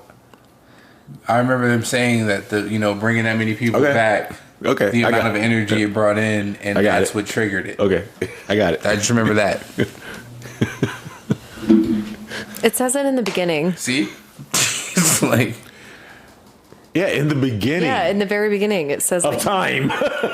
No, it says through like war and destruction and like all that other stuff. I don't know. I think it just plays out like further along. Okay. Anyways, this wasn't what I was talking about when I said I wanted to move on. I was trying to give a ranking. 7. You said 8. You said 8. I said 8. You said 7. I said 8. 5. 7.5. Yeah. Or but 7. Yeah. Basically, we all agree that when they drop a sequel, we all gonna watch it. Yes. I'm gonna watch it regardless. Oh, absolutely. Yeah, gotta see where the story goes. I don't care. Absolutely. Yeah. I have Disney Plus. I'm gonna watch it regardless eventually. So I don't know if I'm washed or whatever, but I didn't know. Like I know who Harry Styles is, but I can't point him out in the crowd. So no, I can't either. So like he popped up on the screen, and I was like, oh, they were like, that's Harry Styles, and I was like, feel like you word. wouldn't be able to unless you were like a 14-year-old girl. I knew he was. Like there was a rumor that he might have been in it. That's another thing I'm not doing in 2020. When I remember I talked to you and you were like, Thanos got a brother? Yeah, I was like, let's go. Where was he? Yeah, I'm not like I'm staying away. Like they've already started spoiling like the Multiverse of Madness. Yeah. So I'm just like staying away from all that. Like they're saying like someone's gonna die, blah blah blah blah blah, and like who all the extras and all this. I'm not gonna go into it because I don't want to be that guy. But they're saying like I'm just like why? It's what January. Yeah, we got shit coming before that. We got Moon Knight March 30th. Moon Knight dropped. Another character. I'm not big familiar with. I read the relaunch because of the artwork. I remember because of the artists. I don't know if maybe and when it first initially dropped, like early 2000s, I believe. Well, when they did like the actual book. The art was so dope. I was like, yo, let me read this. But then they switched up the art again. I was like, and I just stopped reading it. And then the moment when they switched up the art again, that's when it started going into this whole, well, I guess we can go into it now, this whole multiple personality thing that they're doing in the trailer. Yeah. Because different clothes indicate different people he's being. The person that they're in the trailer isn't the main character.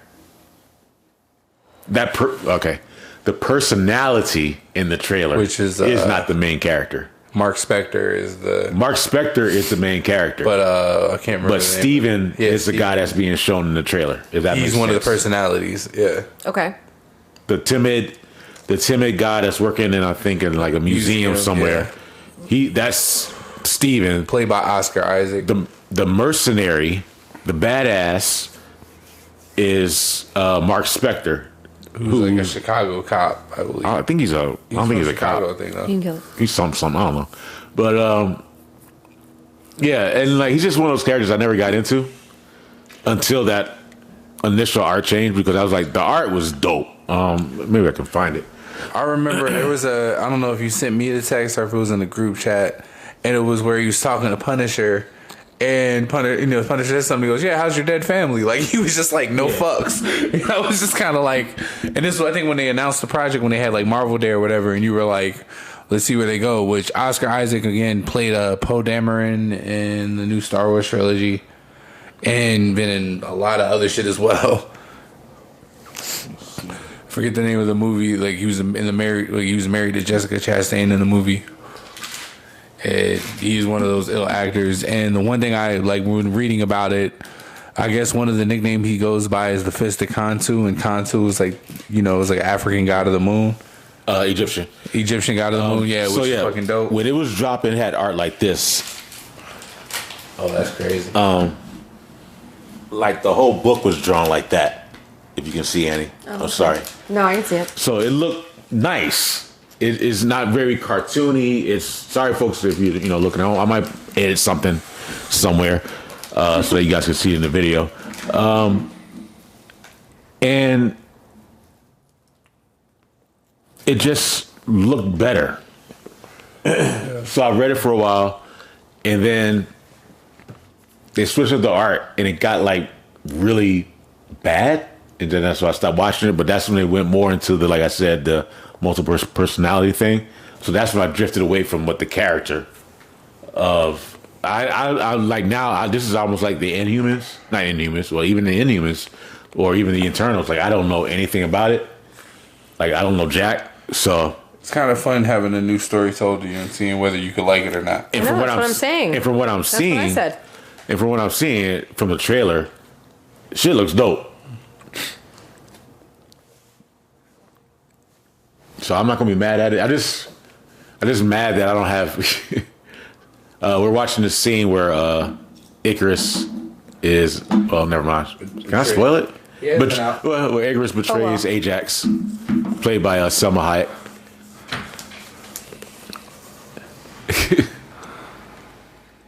But she said, "I ain't going out." I'm like, it's like, yeah, baby. At first, I was like, "Where'd she get the shotgun from?"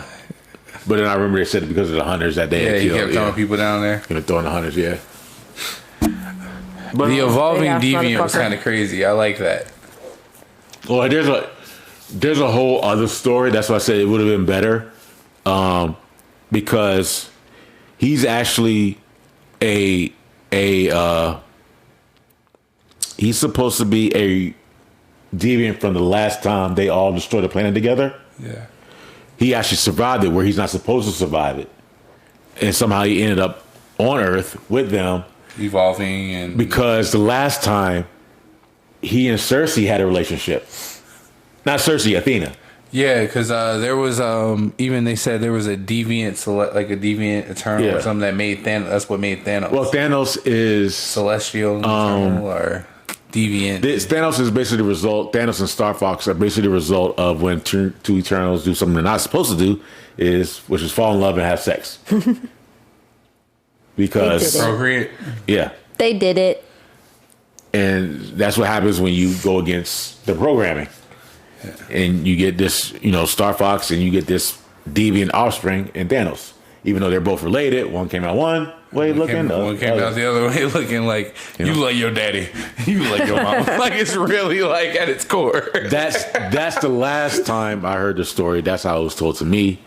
It's probably been changed over history, because right now they're about to kill off the Justice League in the DC universe, the actual comic book. Yeah, they're about to kill off the Justice League, like a lot of them.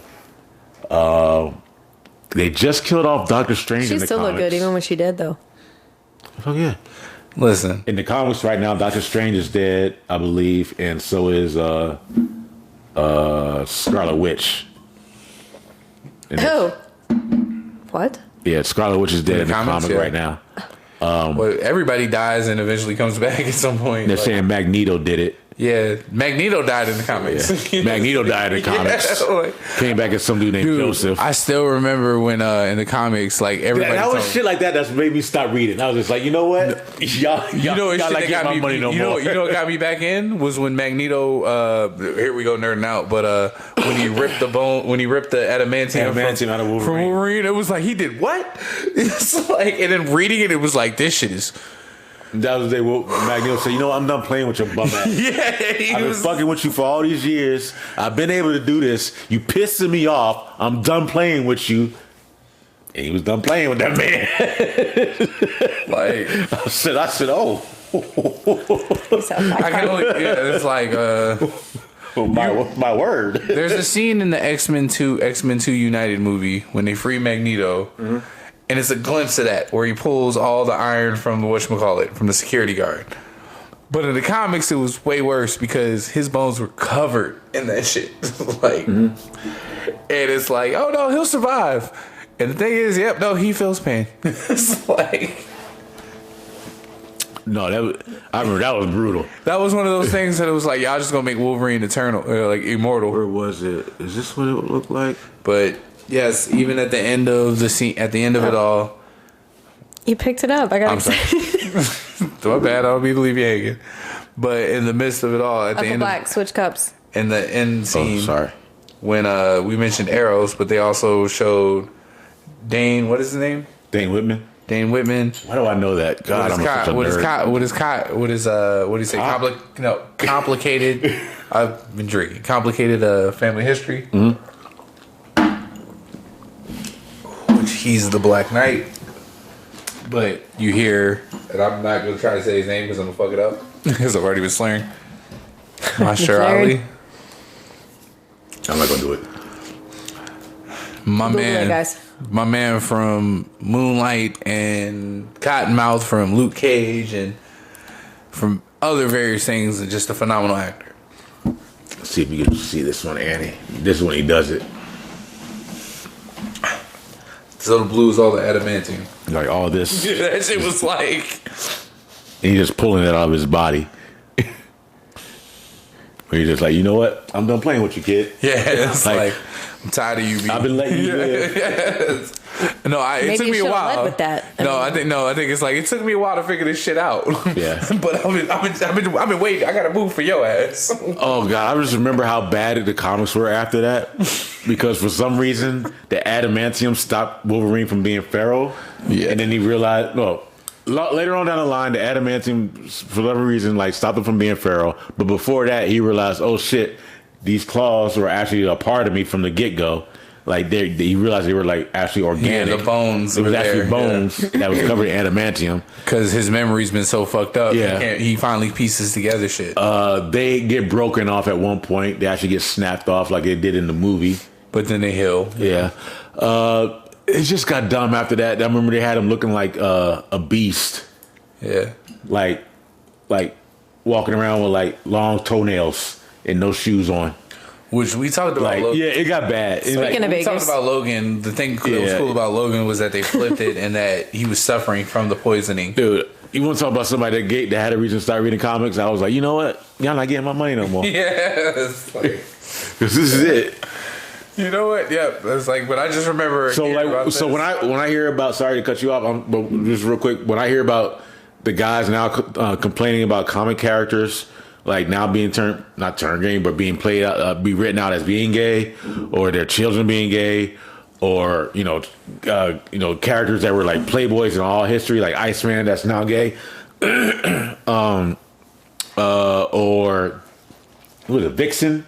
She's a lesbian. Yeah. In DC, Batman's Clark Kent's son. Clark Kent's son. What was Batman's son? No. Robin. Robin's bi. Tim Blake. Tim Drake. Tim Drake. Yeah. Or I believe, or one of the. He's bi. John Kent. Jonathan Kent. Superman's son is gay. we're all here for everybody love everybody.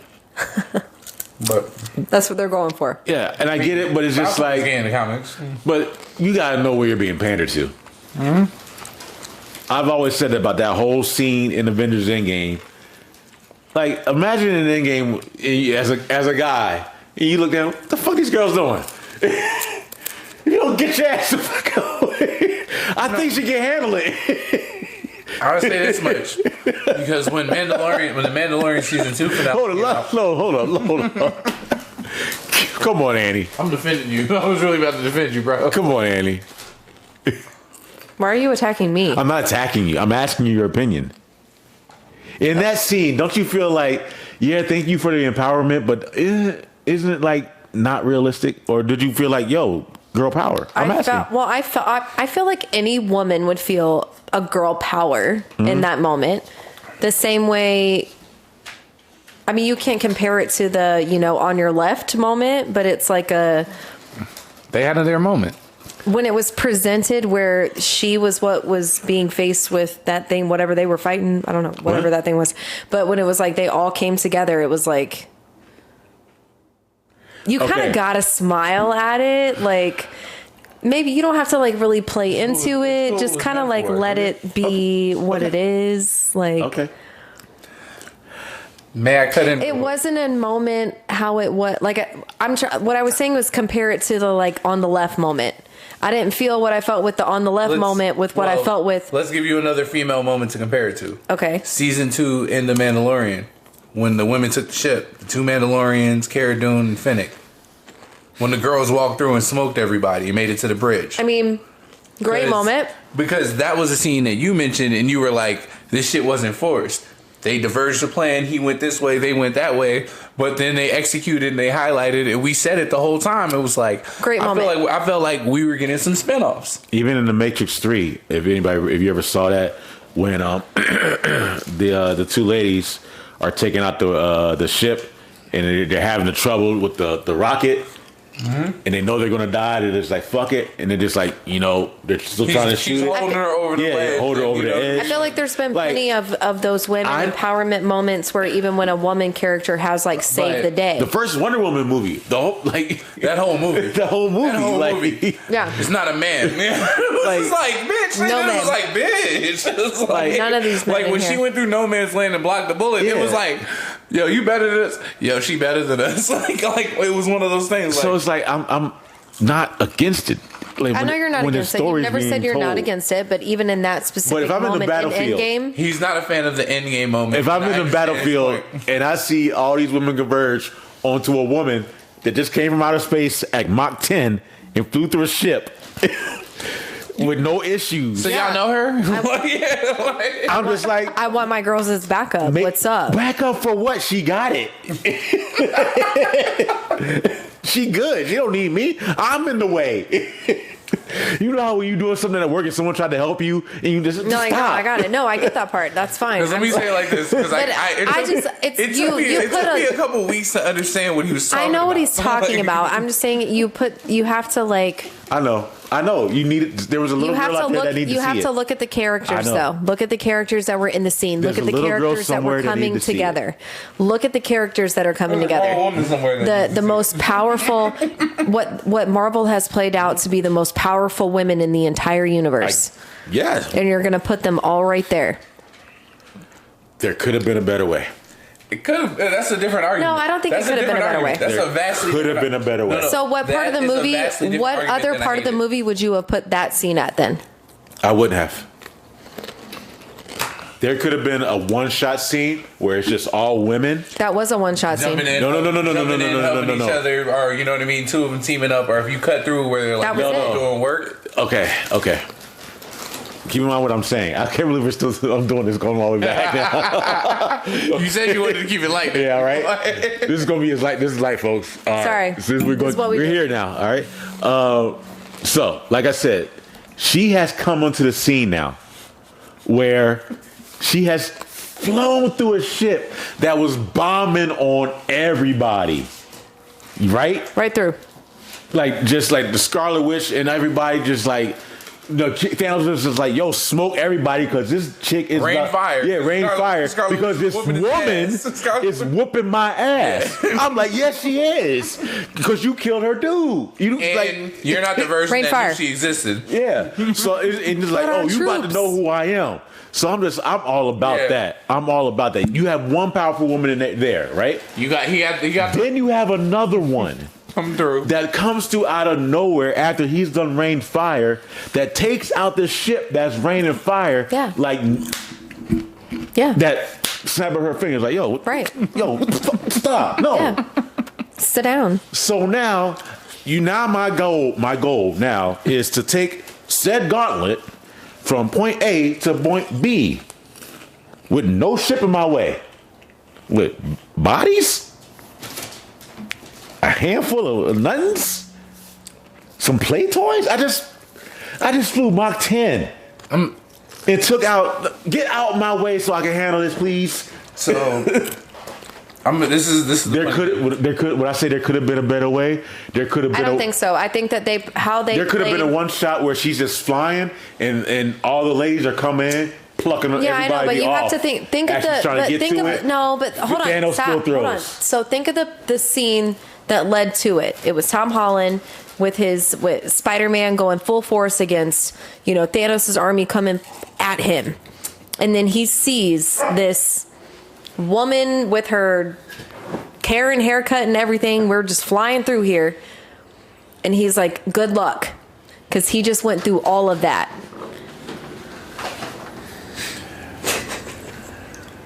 Okay. If I can interject. I'm listening. When I first heard it, Jada and I had opposing views. And I understood it. When the Mandalorian scene came out with the women going into it, it made me look at it. And then I checked out one other ensemble crew. Like, you ever seen Final Fantasy VII Advent Children? Yeah. It's over there. Yes. Fantastic CGI movie based on the video game. And there's a scene where it's like there's like 9 characters in this game, and they're moving, they're bumping cloud up. Yeah, and the way they're pulling this dude up to fight this motherfucking big ass summon monster, to where he's going at it with a sword and cuts this nigga and runs up at it. But it's done. It's so basically a dude with a sword getting pushed up by his friends. Like people are catapulting him up in the air, and it's ill as fuck. And like I really watched that, and I thought about what you were saying, and I get what you're saying, because if it was a different cut. As instead of them all lining up, if like you jumped into it and this one clears the path and this one is doing this and this one is doing that, and you're just passing as they're all doing work, but it's not a hey ladies get together and all line up. Like it was a get in formation kind of moment. Like that's not here. But they were all using their powers for different things. Even throughout the whole fight, even getting up to that moment. That moment when they're all lined up. What he said was it was unorganic. It was unorganic to the scene because the scene was pure chaos. I'm looking at it like this. I think so when you think about it though. Aside from when on your left. That's the only time in that battle where everybody would be lined up in a moment like that. That many people. Right. Unrealistic. If it was like 5 of them and they started moving in and the people started jumping in and out and everybody's getting these highlight moments and you're featuring everybody as it's moving it forward, but they're not all lined up. Them lining up is the issue he has. So what's the difference of them lining up? Iron Man, Captain America, and Thor with lining up all the females. First of all, I'm asking. What is the difference of them lining up Captain America, Thor, and Iron Man versus in the beginning just in a monumental scene of the movie, in what was supposed to be a big part of the movie, because obviously with Captain America and Thor with him picking up the hammer, that entire scene. You know what I'm saying? Okay. Them all, the 3 of them, even Iron Man being in that scene, all 3 of them teaming up against Thanos in that scene. Is the girl line up on par with that scene? No, I know what she's talking about. Real quick, I'll answer Can you level it out though with the amount of the female? No, stop. Let me answer her question. That the difference in that is because it's organic in that way, because they've all gotten together now in the beginning at the very top. What's he doing? Oh, he's still sitting right there. So what do you want to do? Let's go down there and handle the situation. Yeah, right. But these were. He's like, that's what I thought you were going to say. But the situation. Well, yeah, great. That their situation was handling Thanos. Mm-hmm. The women's scene situation was getting the stones to where they needed to be. But I'm going to say, in a battle as chaotic as it was, right? The battle has not started. The battle has been going on. You're stopping what you're doing to... This is after Clint give it to me. Yeah, but they were already winning. Like, I feel like it was like already not like winning, but I feel like it was already like the tide was turning. I feel like it was the situation they were okay to step into because and then even making that much of an emphasis on the female power of it, like you don't look so much as to where they are in the battle as to what the moment was supposed to be. No. Okay. I'm looking at it from a storytelling point. Strictly it. And where it was just like, it could have been done better. It could have been 7 of them to start. They could have ended. They could have ended a scene where they all come together like that. It would have been better. They could have all lined up and surrounded Thanos. It would have been that shit would have been. Yeah, that would have been even corny. But they essentially they were all right but there. It's like, taking the like I don't understand what the difference is. Okay. What? All right. Okay. I get more of your argument now. It's not an argument. I don't want to argue with anyone. It's not like I'm not devaluing the scene. It's an opinion. No, I don't think you're devaluing it. It's a take on the scene. I don't think you're devaluing it. Can I please speak for myself? I just think it was in a good place. Speak for myself. Sorry. All right. From a storytelling standpoint, it could have been better, but from the way it was told, I feel as though it was pandering just to the female audience, just so that you could hear the female say, "Let me finish," because you're jumping. You can't wait. No, actually, I hear. No, not at all. I was just so they could hear just so they could have the girl power. Just so they can have the girl power moment, or have the crowd go girl power. It could have been a better way to do it, where it's just not so in your face, like. I don't think it was in your face. I think because there's other moments within the movies and even the series of the movies leading up to it where women have had empowerment moments in those movies. And you've had those girl power moments. So I think that it was just like a powerful scene amongst the characters you have watched grown and be powerful throughout the series, all be together in one moment. So I'm just saying, it's not even like a women thing because I felt the same way when, like I said, it was Iron Man, Thor, and Captain America. I felt the same. Close your eyes for 1 second. The same thing. Close your eyes for 1 second. Work with me here.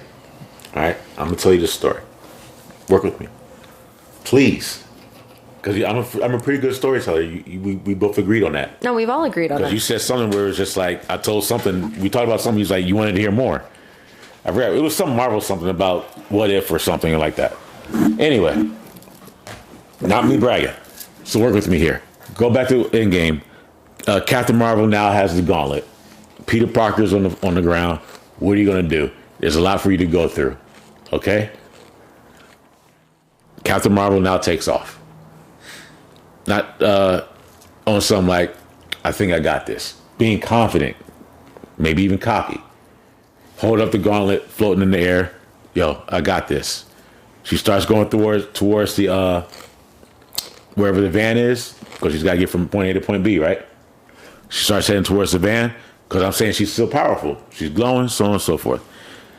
As she's going towards the van, let's say, not takes a shot, but takes a hit, where someone starts, coming at, like flying at her, throws a punch at her, whatever. Someone attacks her. She takes a little bit of a bump. Instead of her like attacking that person, a female character comes in and helps her. As she keeps going on the line, flying towards that van, another female character helps her. Yeah, but that's not what happens because Thanos. Work with me here, please. I don't see. Work with me here, please. Okay, I'm trying. And listen, please. That's all I'm asking. So Stop yelling at me. Stop it. Stop yelling at me. Okay, that whole comment about us doing too much. I'm starting to see it. So, I dare you. I'm just all I'm doing is simply rewriting. Just not taking that cigarette away from him, please, because you will try to eat that. No, right there. Yeah, that one. It's so that to display a different way, instead of him instead of having them all convene at that moment, have him help her get to that moment, get to the van, excuse me, before Thanos played out a little bit longer before Thanos decides He's tired of playing with them. So you would have rather have seen more fight before they all gather together is what is that what you're saying? Yeah. Even if they don't gather together, even though they gathered and then fought. No. I think it's the fact that they gathered. It's okay. Imagine all of us, you, me, Ben, T, her daughter, Ooh, Dad. Let's go. Everybody, we scuffling with someone in your neighborhood.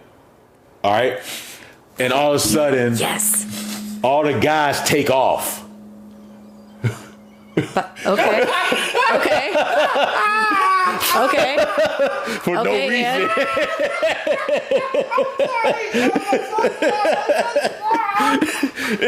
To be like,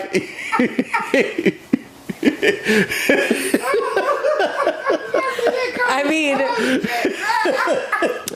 are you going towards our goal? Like, are you on our mission? Like, are you crying? Are you crying, Jada? Yeah, I'm crying as hell. Oh, Jesus. Poor baby. It's just like, we take off to another part of the cul-de-sac. We're like, yo, what the fuck? Where y'all going? And we just standing there. I just don't think they did that, though. I don't think they were that concerned. And we just stand there being like, yo, Ben, you got it? Yeah, I'm good. Like, didn't you just see me talking about the big he's nigga? 6'3". Like, he's got it. Thank you. He got it. That's my point. So I feel like... That's my point. No, stop. No. So I feel like the women... You just proved my whole point. No, I didn't. Because what I'm saying is I feel like... Because if all the women were like, if you guys got it, so that means we can all team up to get the Infinity Stones back where they need to go. We're going to team up. All right. I don't understand the confusion. You just put my whole ass family in an Endgame situation. That's crazy. That's crazy. Oh shit. Just trying to... just grab it, take off. You hear that? And like you just said, I've seen it said, why y'all over here helping Ben? He's 6'3". Stop. That's how I look at Captain Marvel. Why y'all over there helping her? She good. How big that motherfucker is? Yeah, they got it. Yeah.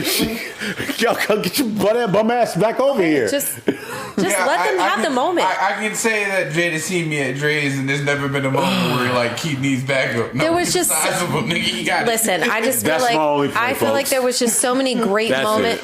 There were so many great moments of that movie, and in every single one of those great moments.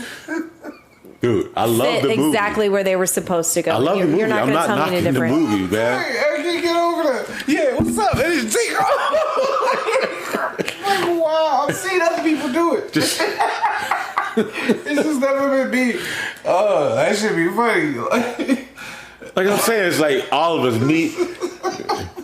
It's meet in cul-de-sac. It's like me, Keith, Ben, Pops, your brother, Ben. Not even or we all go to convene over at Ben, who just knocked the nigga out, flush on site, and we all like, yo, you no good? questions asked.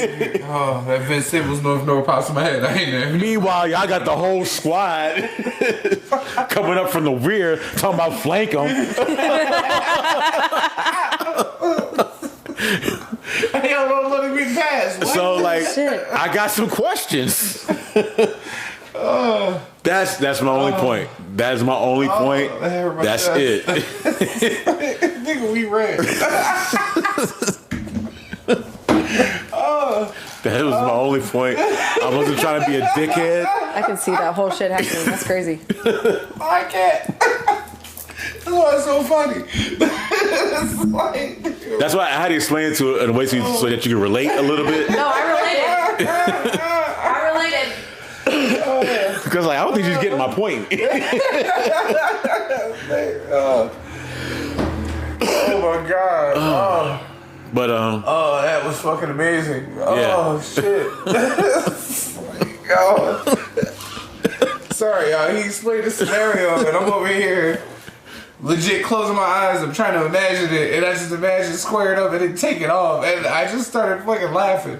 It's like, and this is not a shot to her because now she's in the bathroom or anything like that, but it's like, you know, you're trying to explain something and you're just like, I don't think he's getting it. like, oh, that just felt like one of those sitcom moments where it was like, yeah, what's up, nigga, what's up? And it ran off, and it was like, where are y'all going? Why are y'all leaving? Ben needs us. No, he don't. He's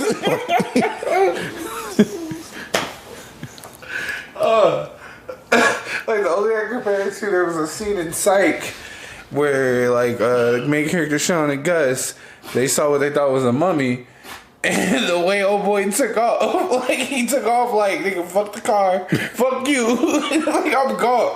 Like if you want to live, catch up to me. And it was just one of the way he took off, and I was like, wow, nigga. That's wild, man. I'm sorry. I did not mean to just be disruptive like that, or however I just did. Oh, I needed, bruh. I was over here contemplating life decisions. I needed to laugh at that. That was just a thought. I was just like, how are you not seeing this? Oh my god. Hope you guys are enjoying it. I'm not even taking this out. This is all staying in. I'm sorry if my laugh is annoying, but I can't help it. That shit got me in my fucking feelings. But where were we? Marvel's not giving me anything till March. So, but then again, I haven't finished even watching Hit Monkey yet. Yeah, I haven't either. On Hulu. I've been watching like in the background because I'm a bum, and I think I'm in that mode because I don't feel like messing with anything right now. I don't feel like being involved with a woman right now. Listen, I jumped back into season 2 Game. You know how you gotta like say something to correct your actions. I jumped back into season 2 of Game of Thrones, and I'm already up to season 4. Yeah, I might start that when I go home. Actually. I watched the Red. I got plenty of fucking time. I'm gonna say it like this though. I watched the Red Wedding while eating a bowl of cereal, and I was like, "Ooh, Golden Grams, Frosted Flakes," but still. Ooh, Tony Tyler. Let's go ahead and say I've gone full kid mode and I reinvested in Lucky Charms. You know what's funny? It is what it is, folks. My kid cereal is probably like I'm one of them weird kids. I actually fucked with Kix. I love Kix. Yeah, they was kind of sweet, but not too sweet. But I can fuck them up. Kix. Yeah. I put sugar on Kix though. Yeah, I put sugar on Frosted Flakes. No, diabetes. I was about to say something, but I replayed what she said in my head, and I was like, "Yo." That's like putting sugar in the sweet tea at McDonald's. It's like when you ever see that? There's exactly. Way too sweet. Remember that video of the kid that dropped the whole pound like of sugar into the Kool-Aid container? It was like, first of all, he did the right thing. That's what you call the exact amount of Kool-Aid, of sugar that goes in Kool-Aid. So, don't know where you grew up at. Kool-Aid's supposed to make you make a liquor face. Yo, I remember. God damn, man, I had a great fucking childhood.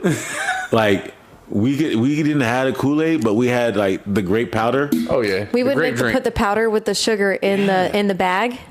Oh my gosh! It was a canister with a plastic top. Yeah, a canister with a plastic top. And it was a plastic bag, and we put the sugar with the damn. Yep. Yeah. Great drink. You know, fruit punch was red. You ain't gonna notice that. That's what I'm saying, Keith. I get that. I'm not disputing that. It's just I'm saying that they said that the emergence was tied to the blip, sir. I get what you said, I get you understand what they said, but do you believe there's waterfalls coming off of it? But do you look at the scope of that? Do you, as a human being, turn it into as a watcher? That's actually marble. None of this shit makes sense. Is it marble? No. I can tell you the steps. That's the only reason I know this because I cleaned these fucking steps as a kid. and if you know what I'm talking about, and you grew up in New York on the East Coast, but it literally looks like she just turned it into real quick, like she froze it. Marble. Oh, okay, I see it. That's Italian marble. I see it. That's yeah. marble. That's Italian marble. Okay. I have spent many weekends scrubbing. They even touched on how You get that from a guy that knows a guy that you know. They didn't know how she turned the deviant into a tree. In the house in Philly, like she doesn't even know how she does this. You see that in a lot of foyers and brownstones and everything. That's expensive shit right there. Yeah.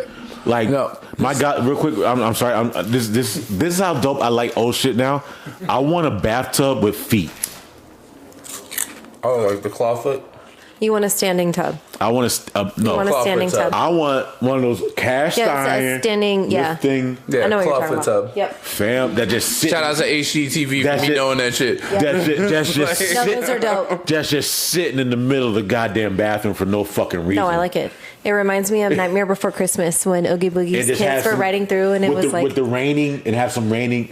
I'm envisioning this shit in my head and just had the raining shower head with the curtain that you can just... With surrounding curtain. Girl, I already know, girl. I know. I don't need a tub. But I want a tub. Like, if I bought a house... Goals, fam. I want a tub. No. I want a tub for whichever woman in my life. No. I am a shower guy. Even my trip. My trip to New York, the hotel I stayed at. You ever put your leg up outside of a bathtub and do some things? I haven't fit in a bathtub in forever, bro. But I want. See, that's a big bathtub. I have to buy. That's a big bathtub. Yeah. That's a jacuzzi. Stop that's a big bathtub. Have you ever seen one of those bathtubs? Not in person. Okay.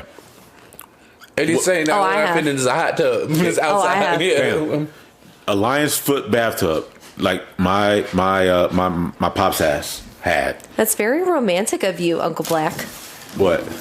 It's not for her. It's for him. But I feel like that's more on a more Fam, there is not a female involved in this scenario. I'm not saying. No. Keep going. I'm not.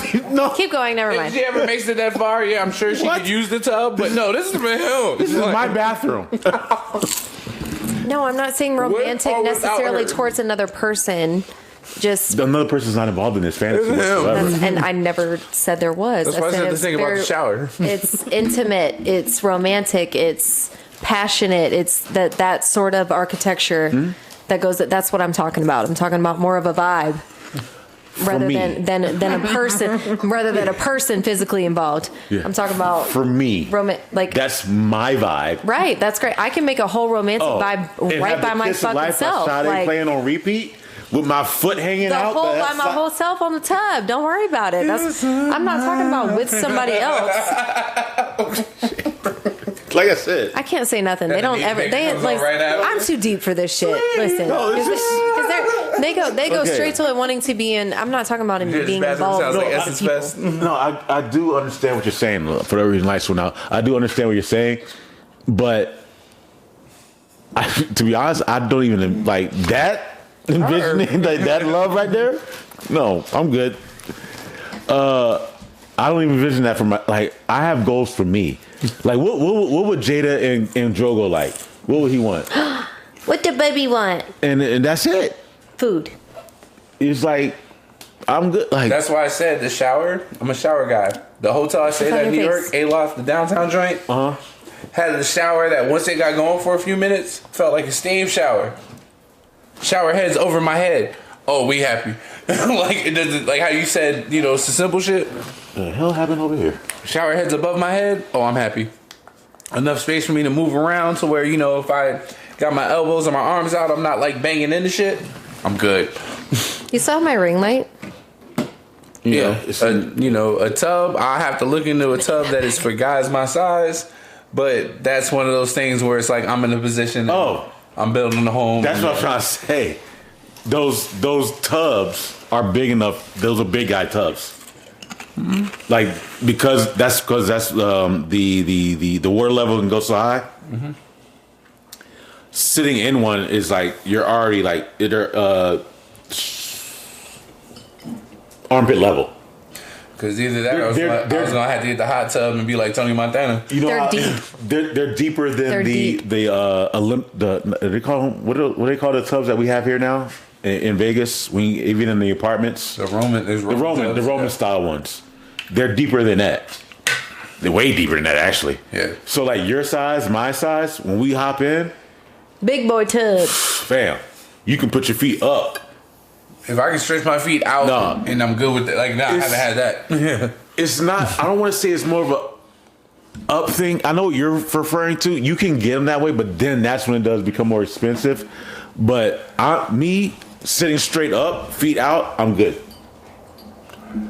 That means my feet will probably touch. And my feet, if anything, would touch the edge or whatever. So. And being comfortable would mean me, and I don't know, we're talking some old tub shit, getting fancy, but like tub life. It's like we grown, bro. I experienced some things, bro. Like at this point, I'm done. I want to sit my ass down somewhere for a second. Can you give him a carrot, please, so that way he'll chill out? What you need? A carrot. It was like I said, when I was in New York. And can I have a Pepsi and some more Jameson? When I was in New York, we walked through. This might be a 3-hour episode, folks. Maybe, I'm not sure, unless we got something else to talk about. We just hit hour 2. Having fun, yeah. But walking through Macy's and Herald Square, even got to the wooden escalators and everything. But I'm sitting there looking at pots and pans and cookware and glassware and dinnerware because that shit appeals to me. Real quick, it's a bag of mini carrots. Should be on the second shelf, or either that or on the door. Oh. All right. Sorry, folks. Where were we? Talking about grown people shit. Grown folks tubs and interior design. That's one of my new goals, to have a spot where it's just me, him, and being able to, those are expensive. You just can't just order a tub with feet. Yeah, like, you might have to find one that's like rusted out and get it refinished and do all that. But that's when you start, Jada, you gonna have to start hitting estate sales and shit like that. No, like that, especially out here, like trying to find one in Las Vegas. You'd have to hit like that. Consignment stores and estate sales and auctions. That's really where you'd have to go. Like I said, I was on the phone trying to get some business stuff done. That's when you hit me up, fam. Let's talk about this real quick. Why don't we use doorbells? I feel like I'm the only person that rings people's doorbells. I always felt like I knocked loud enough, so I don't know. It's just, But I've had people get mad at me for ringing their doorbell. It's not that. It'd be like, why ain't you knock? I'm like, I got bad luck with doorbells because I ring it and it's not working or it shorts out. So it's like I go with a knock. It's like, cause like I've had it so like, my mom's crib. It was iffy. It worked when it wanted to. So, everybody, and I've seen like a string of doorbells like that. She came ready to play. For real, bro. She's like, look at the camera, like, look at me, y'all. I do a lot. It's like, Excuse me. Nigga, you don't take your bum ass. Don't say shit to me. Don't say shit to me, Jada, because every time you turn that camera on, it's like, oh, look at this in the camera. I was gonna give it to you, bro. Dang, didn't even give me a chance. Hey, even Joe gonna say you be bullshitting. I literally brought extra over here. So Annie, that was at the 2:10 mark, 2 hours 10 minutes mark. Just I'll text it to you, so you can see how you feel about your butt looking. I'll give you a clip. I'll give you a little clip. Let you know what you want to do with it. Listen, you always be talking about your butt in this. Yeah. Before he hits record. Yeah. No. And I just so happened to catch it. Like, oh shit, look at it. You even said it the other day. You said, oh. I just said it before you said it because you were going to say it. I gotta go back and listen to this episode. No, I think that was the day when we recorded for like 2.5 hours. It was like almost 3 hours. Yeah, it was just you and I, yeah? Yeah. Yeah. And I was like setting it up and I was like looking at the phone because I hit the record through my phone. That's how I start. Even though the camera sits over there. Yeah, technology. okay. I caught the vision up like, yo, that's me? Yeah, technology. And then I showed her the phone and she was like, yo. I brought them over here for you. He's going to get to it eventually. I told her just, hey, give him a carrot But she got a handful. It's like because I just brought a few extra over. I brought you Jameson, brought you beer, brought him carrots. We're just saying. It's like that's gonna be the episode. I'm just saying. Like, I'm not saying shit. Yeah, like I said, no one noticed that. No one, nowhere else in the world noticed that. Yeah, I think because he picked her out of existence. Yeah. He's not okay. We're watching a very ass in internal. Yeah, Oh, no, shit. they all noticed that because they was talking about it. That's the part I was like, nigga, this nigga pulled the watcher. But look, was like, right. Yo, I'm in the background. What's happening? He pulled her through a meteor shower. He pulls out Cersei, Fastos, and what? Who else? Makari? I want to say so. I can't even remember now. I think it was showed. She looked real scared. Oh, damn, my bad. Druid, not Druid. What's his name? Druid. Kingo. Yeah. Kingo. So he pulls the three of them: Fastos, Kingo, and Cersei. I'll do the Jameson instead. And he yanks them up, and he's the size of the whole planet Earth. His face is the size. Well, his whole body just showed but either way, it's like no one else noticed. See, they noticed. No, but they did. The people that were there noticed. But maybe that hemisphere noticed because But I feel like at this point they've already been blipped. No, you're not reaching. You're not reaching. It's just like. But at this point, like I said, they've already seen what happened in New York. They've already been blipped. They've already gone through coming back from a blip. So are you really shocked at this point? Let me put it like this.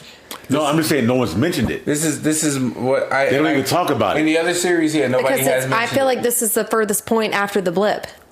No. I feel like this is the quickest point. He's saying that it's taking place a week after the blip. The Hulk snapped at the end of Endgame. He's saying this is taking place a week after that. I'm saying it's taking place after that sometime because now that we've watched WandaVision. That's what I'm saying. WandaVision clearly says it's 3 weeks after everyone is coming back. But look at the placement of when Eternals came out, though. And this could be not including the placement. I'm just saying because everybody knows it's all different. I could be wrong. And this could be that could happen, and then it started to build up, and then when they figure out what's going on, they have a week. Mm-hmm. And it could be that I'm just saying that I know that this is directly tied to the blip. I don't know. I don't know how we keep coming back. But no, I get what you're. I get because no one speaks about it. Yeah. No one talks about it. I'm just saying. It's kind of like Spaceball. When is now? When is now? Now will be then. When will be then? Soon. That's it. Yeah, when is now? It's like I'm one of those people. When I'm watching, I'm also looking at the news reels, or how they show the news reels in the movies, and they show TV channels, and they show little clips of newspapers. Mm-hmm. Just look at them real quick, and they might have a little Easter egg where it might say something like, "Oh, we're dealing in Spider-Man 3, Doc Ock is still at large," so that make it seem like Dr. Octopus was still alive. But there are only a few people that would know. Yeah, so it's one of those small little Easter egg things. This is one of those series. When I'm watching that and they don't even mention, hey, there was a fucking hand that came out of the sky, or there was this fucking face in the. Excuse me for cursing. There was this big face in the sky that just yanked up 3 people. I'm not saying that they were missing the 3 people, out of the ocean but just anything. Notice, you're going to mention something about a big marble hand and face sticking out of the ocean, especially right after you have apparently been blipped. Yeah, that's all I'm saying, Keith. No, that actually. So the placement of saying that we need to know exactly when this occurred. In the timeline. Call me a spoiled viewer? No, I think honestly though too, it sets up. This is what I'm realizing though, that it's setting up more questions for us to move forward.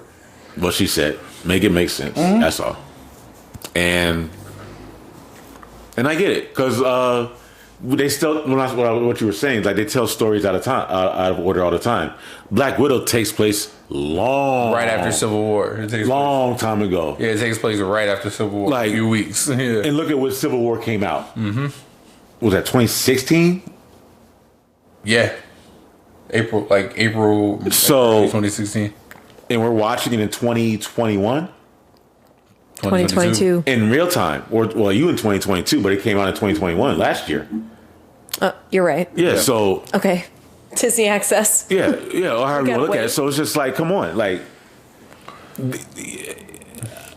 It's get it together. Picky viewer. Call me what you want. It's that's all. Get it together. So that's why, pardon me.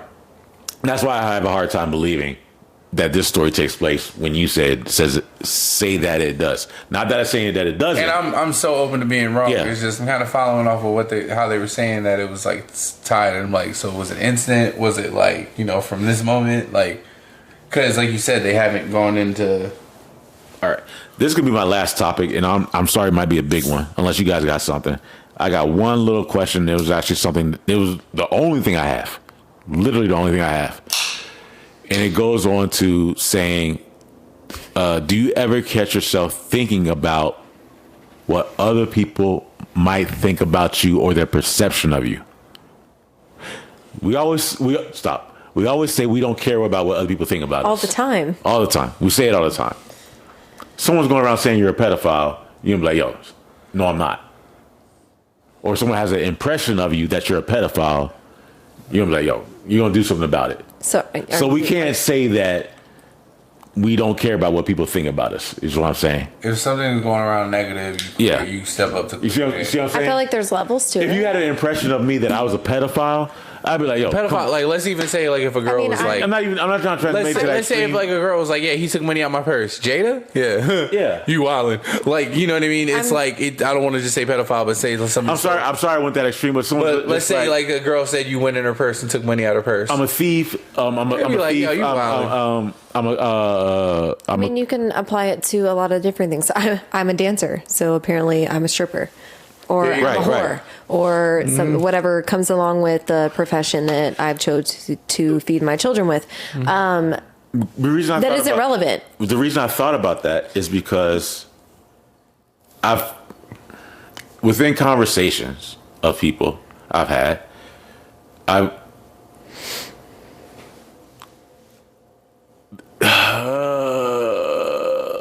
I feel like there's two different individuals that there's out there that there's me and there's the impression of me through word of mouth or however you look at it.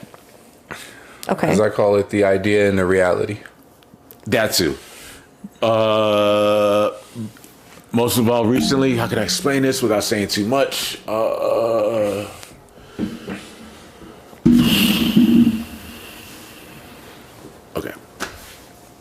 Use a Christmas party for an example that I told you about that I had at work, holiday party that I had at work, and I was saying I wasn't going to go. And my reason for not going was saying that you and I think we did discuss this, yeah? We discussed it. Where I said, the reason I don't hang out with you guys outside the holiday, outside of work. There's an age gap. And there's one on top of it, and there's an age gap. One of them was an age gap. So why would you had a few factors. There's a lot of factors with the age gap. Y'all want to go to some place I don't want to go. But the main factor was that we don't hang out. My main factor was we don't hang out outside of work to begin with. So why would I hang out with you just because it's the holiday, get drunk, God knows what happens, and then what? The people I do want to hang out with that I'm cool with aren't going, so why would I go? So I was asked that at work. After I'm saying that to say this. I was asked that at work by someone, excuse me, back it up. I was asked that by work by someone that kind of knows me, doesn't know me. And I told him exactly, no, I'm not going because I don't really mess with anybody, blah, blah, blah, blah, blah.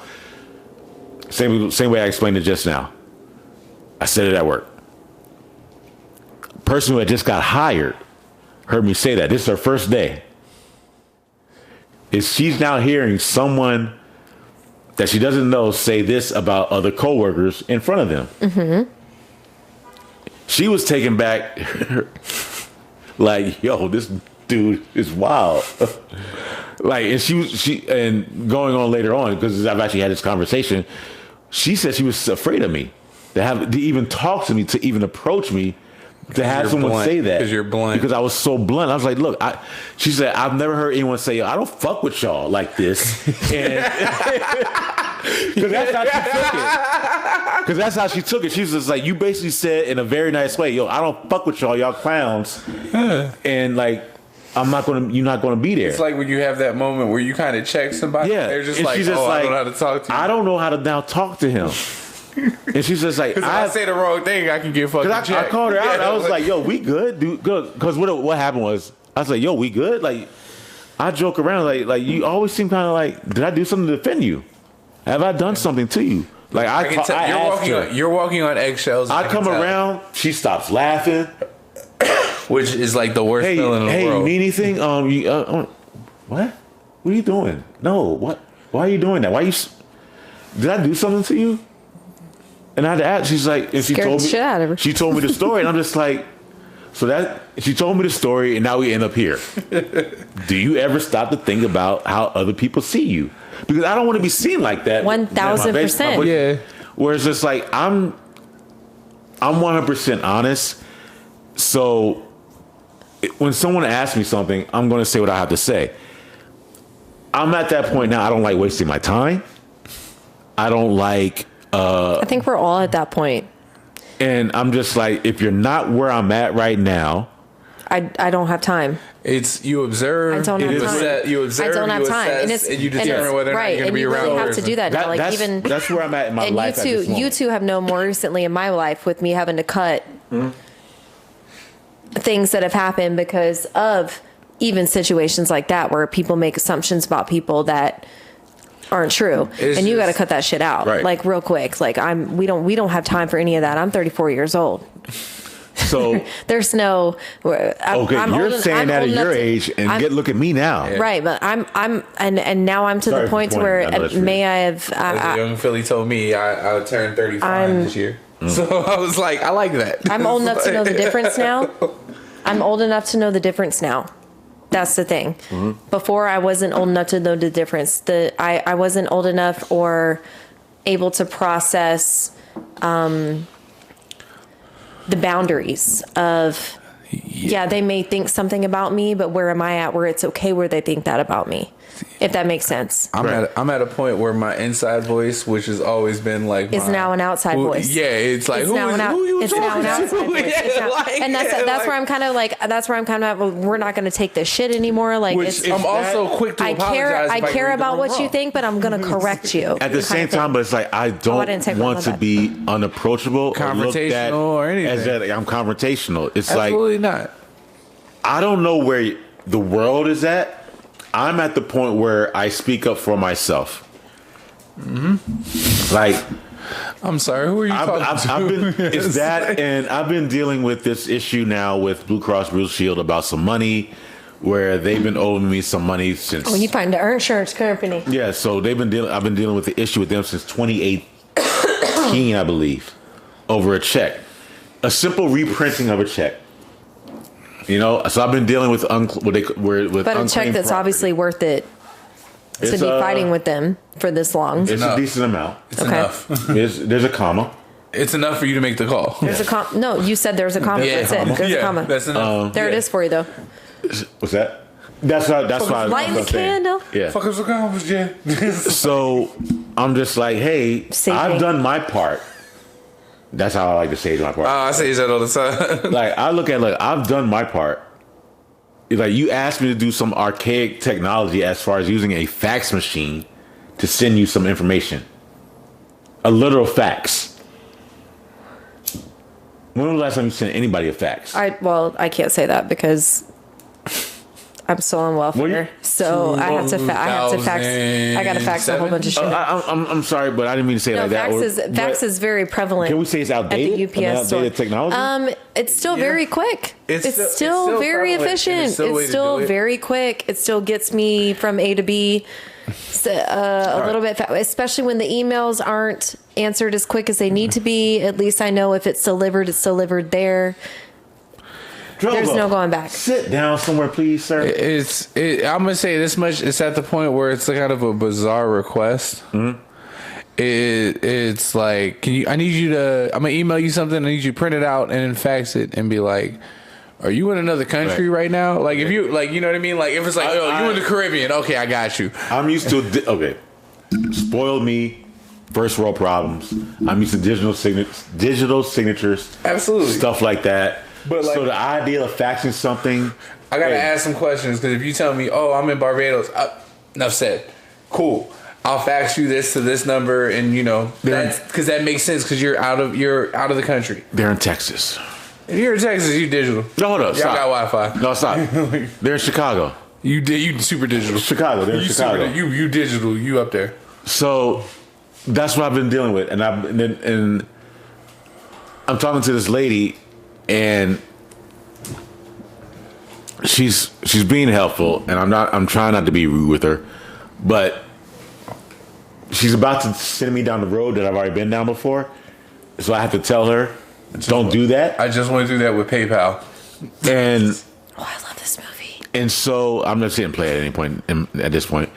So, and I had to let her know, like, look, I'm not doing this. I've already done this with you, ma'am. And I think I've actually have done this with you exactly. You specifically. Yeah. So here's what here's what I'm not going to do, ma'am. I can either continue this conversation with you, keep it nice, and you can please help me out and keep resolving this. Or we can get loud. Or I can go up to your manager. Or we can get loud. I'm the difference. I'd really prefer to speak to a supervisor. Because if I keep talking to you, language is going to change. And she was just like, no. I understand your frustration. I know where you're getting from. I remember the conversation, so on and so forth. I'm going to make sure this goes through now. You should have your money in 2 to 3 weeks, from 7 to 15 days, blah, blah, blah, and all this and that. So I'm giving her 7 to 15 days from... I had this conversation with her on Tuesday. So yesterday. So after that, if I don't have nothing, it's going to be, hey, yo, you remember me? Bro, dead ass. That is what I'm going through. Put Boss Man on the phone.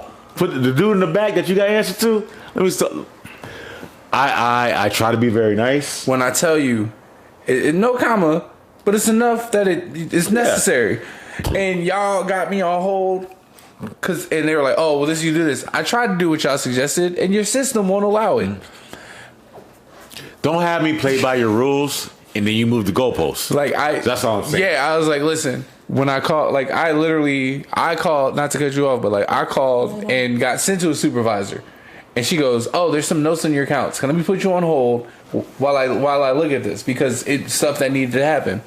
I get disconnected. I have her first and last name. When I call back, I was on a supervisor of this is her name. I really need to jump back in with her because she already knows my situation. We can just get this ball rolling. And I had somebody who tried to take it upon themselves to be super employee. And I'm like, I don't want to give you any information. I need you to transfer me to this supervisor. Yeah. Well, listen. All right, so this was going to happen. I'm going to give you my information and give you the benefit of the doubt. And we're going to end up in the same situation. But by the time we get there, I'm going to be cussing. It's just so you know, I don't want you to take it personal, but I've been down this road before, and I gave you the name of the supervisor that I was talking to. So if I'm cussing at you, you kind of earned this. Well, now, there was never any cursing. Oh, I never cursed. Oh, I was cussing. She was a lady. I could tell she was a little bit older. I wasn't cussing at her. I was just cussing in frustration. I don't. Because they said it was recorded. I wanted them to hear me. No, I don't think I don't even think I took it that far. So I was just nice with her. And she's just like, that's what I mean by sometimes you have to correct people's actions by letting them know, you're not going to do this to me. Well, that's my favorite thing to do. That's what I'm talking about. And that's and black woman energy. That's what it was. That's what we're not going to do. Sorry, real quick. All in 2022. That's what we're not going to do. Back to this. Scream 5. You're so. I'm gonna go. We might be doing too much. I don't have anything to do tonight. You know what? Since I'm gonna be back now, maybe tonight, I'm gonna go home and watch. Maybe you need to send me your notes so we can build a structure. This is why it goes back to what I was trying to say earlier about Scream 5. Another topic that we don't even ask. We never got on. Don't even ask. It's okay. I don't even know how I'm timestamping this. That's why I didn't timestamp the last one. Right now? That's why I didn't timestamp the last one. I had no idea what we talked about. 2:30. I was just like, there was some shit. Listen, I have a bottle of Jack. And a little bit of Jameson. Not that much. I'm out of weed on my end. I didn't roll enough. I rolled 3, thinking that was going to be enough. You had 2 in one in the chamber. Well, I started smoking after I rolled it. I think that was... No, you started smoking. You started smoking as soon as you came back in. Yeah. From walking Drogo. Yeah. It's a beautiful situation. Like I'm reaching for my pen. Like, ooh, my pen. Like I said, I think I may have a problem, but no one's listening to me. We're still here for you, regardless. As we sit next to you, all your friends are like, "No, you're good. No, you're okay. We got you." It always pops in Exhibit We're all in song. this together. You remember the joint? Call it what you want to call it. I'm a fucking alcoholic. Yeah. I could smoke a whole eighth of the spliff. Or I could drink a whole eighth with an eighth and a fifth. Yo, those Some say it's a problem, but I say it's a gift. Those two pre-rolls were almost an eighth. Listen, you're at home. You're not out driving. You're not doing a DUI thing. My point being back is, to Screen 5. Since about 2 p.m., literally 2 p.m., I have smoked at least. I'm gonna fuck him up. An eighth. Do you see him right now? Yeah, I see him. Get your son. All right, it's 2 p.m. now. It was 2 p.m. earlier when I came home from shopping. When I rolled up, it's about to be 9 p.m. and I've smoked basically an eighth. I mean, same. Solo. I'm asking. Yeah, same. And I'm not done for the day. Like, I'm begging for more right now. Like, literally. It's only 9 o'clock. I don't have any more rolled up right now. It's only 9 o'clock. I don't. If you think so, real quick, I'm asking how much is too much in one day? That was it. I don't think that counts as a question because you're not doing it every single day. Not just that, man. You're talking to people that have that have done. Don't may I with this right here. Oh, sorry. There you go. Yeah, I was just like, have I? Weird. You know like what I dangling. mean? I've done it in the past. Will I do it in the future? Probably. It's like, so may not be the one to think like I've done it enough that I can't have a negative view of it.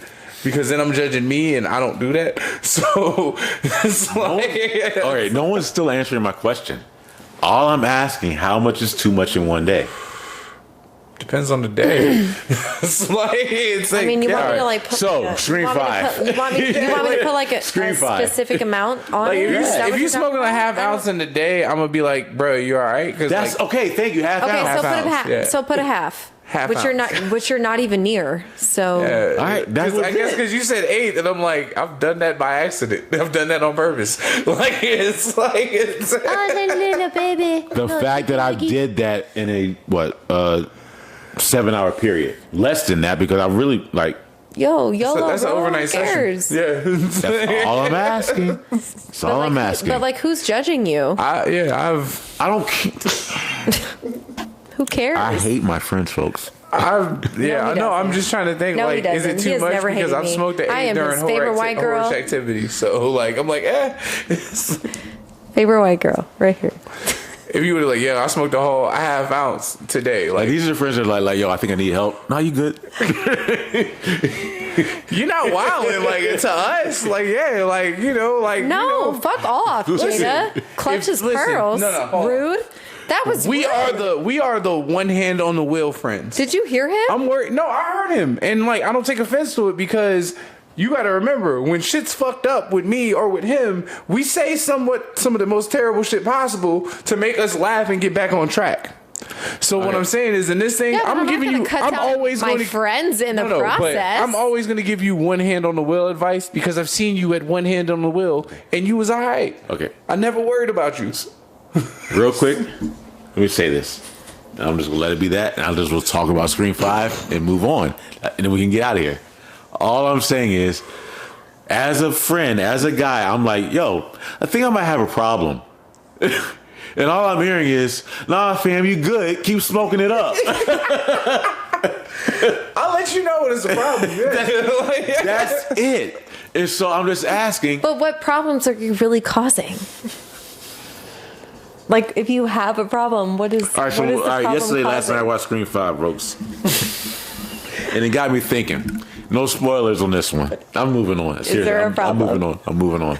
I didn't think all I said was so negative, but no, it was negative. He apparently wants us to hold him accountable, which is great. But like, we can't hold ourselves accountable. But he wants us to hold him accountable, which is okay. Now, but I'm taking an Uber home. No, but it's okay. Safe. We can all do it together. Like, but like he said, like, what is the limit? But you guys forget, I have to edit this after you leave.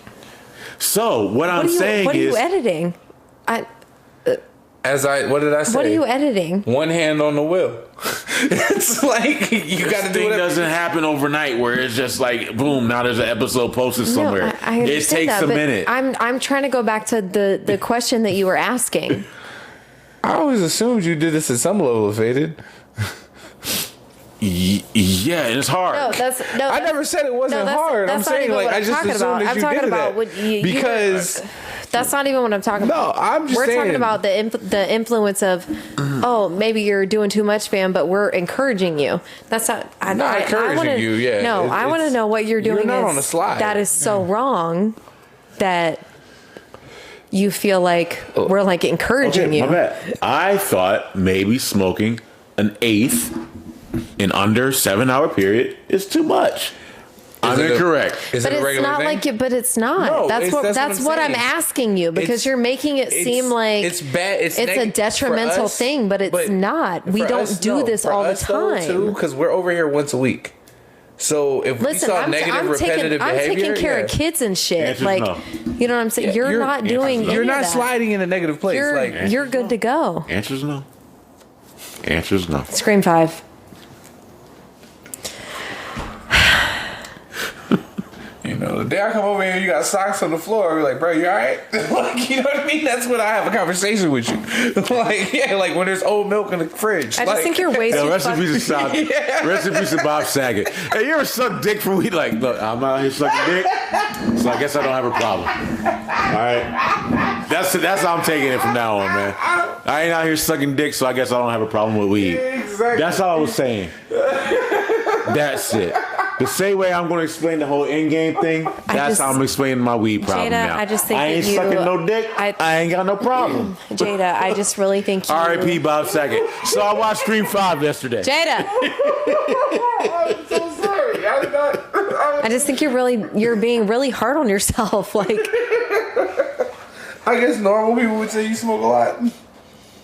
When I have my friends saying, hey, God, you guys are like on Snoop level type shit, like... Nigga, we're almost at your like friends. 30 first of all, no. If not to call you out like that, but I'm hold saying, up. Wait a minute. First of all, hold on. Wait up. No, Keith, please pause. Your friends. What is his friends? What is his friends? Is it somebody you met at work? They're like younger. Yeah, no, not younger. No. Your age younger. Your age younger. I'm not done. Hold on. So, your age younger. Your age younger than me. People you met at your age. Yeah. People you met at what? Yeah. Work.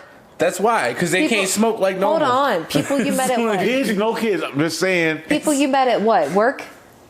In general. In general, there's a spectrum. I'm talking about people say, damn, you guys smoke and drink a lot within a 3-hour period. And I'm realizing, once a week. Smoke and drink a lot. All right. You know what? As a person that used to drink tequila at 9 a.m, like, yeah, I guess I see what they're saying. Like I said, I see the outside perspective. I'm not out here sucking dick. Yeah, but they can I'm done. Because I'm people done. I'm not out here sucking dick. Seriously, dead ass. Because people they want to see. I'm literally fiending right now to roll something up, but yet I don't have a problem. Okay, but I'm not out here sucking dick yet. Can I say something? Yeah, I'm listening. I am. I really am. Well, I'm going to wait until you guys are done. I'm not being. No, I'm done. I'm dead ass. I'm a little irritated. I'm listening. Because you brought it up now, and you said that somebody had. Are you okay? I am listening. I'm totally listening to you right now. This shit is hilarious to me. Somebody wants to bring up that what we do in a maximum of 4-hour span. Once a week with each other, that we do too much. Sometimes 5 to 6. Hold on. I don't even give a fuck if we go up to 8 hours, okay? What I'm saying is, the people who are saying this are people who are going out and getting fucked up and fucking random people and don't have a bank account or a credit score or any fucking pot to piss in, but they want to come at us because we're doing too much on a 3-hour fucking podcast. No one's coming at anybody. No, that's not what it fucking sounded like, though. Y'all do too much. Ain't nobody doing too much, okay? Ain't nobody doing too much. Let me explain. I don't like that. I feel like that was really why. Let me explain, because maybe if I explain why I'm laughing so hard, to understand why I'm taking it so lightheartedly. I'm taking it lightheartedly. I'm not taking it personal. I want to say because I'm asking. That's what I'm just asking. But I sit there and ask questions like, "Yo, do you have kids?" and things like that, because not a lot of parents that can carve out this level of free time on a consistent basis. It's hard. You got kids. There's and even the show has been affected by that. To certain aspects when we've had to like move the stuff around. I just think that's rude. Like, hold on. It's not a detriment. It's just the fact of the situation. So if somebody doesn't have those, sucking my teeth, man, better than a dick. At this point in time, listen, I'm in a long distance. Relationship.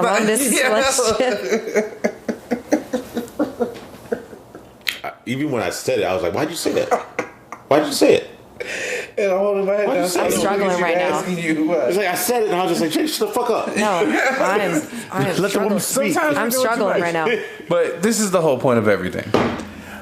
And I'm laughing because it's him with the quoting Bob Saget, but it's kind of like I laugh because that's the stereotypical, quote, that's the black people's approach to mental health care. It's like, are you drunk? You're not out here sucking dick, so it's not like it's a problem. So it's just like that's the measure of when it's like, okay, you've gone too far. But that's why I was laughing the whole time. That's all I'm saying. That's what's hysterical. It's like, and I wanted to express that. It's like no matter how you come to someone and say like, "Yo, I think I might have an issue with some things." You sucking dick for it? Bro, you sucking dick yet? No. Well, you're good. All right, then. Yeah, you can turn this shit around. Hang out with new people. 1 out of 3 ain't bad. That's all I'm saying. 1 out of 3 ain't bad. Okay, that's all I'm saying.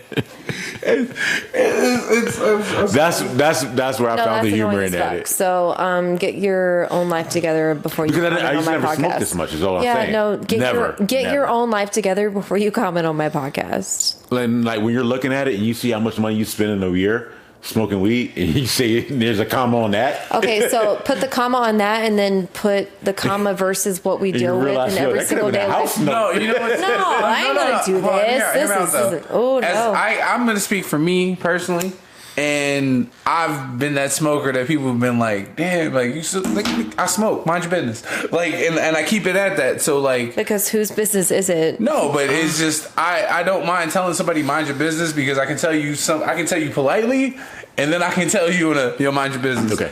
As a person that listen, if you can't hang, you can't hang. Just say it. Don't judge us on what we're doing just because you know you can't hang. As a person that does not like the planet that he lives on. All right. That is, oof. That just, I don't know why that hit there, but it did. Like, it really just like, I was like, I feel you, bro. I choose to go through this life in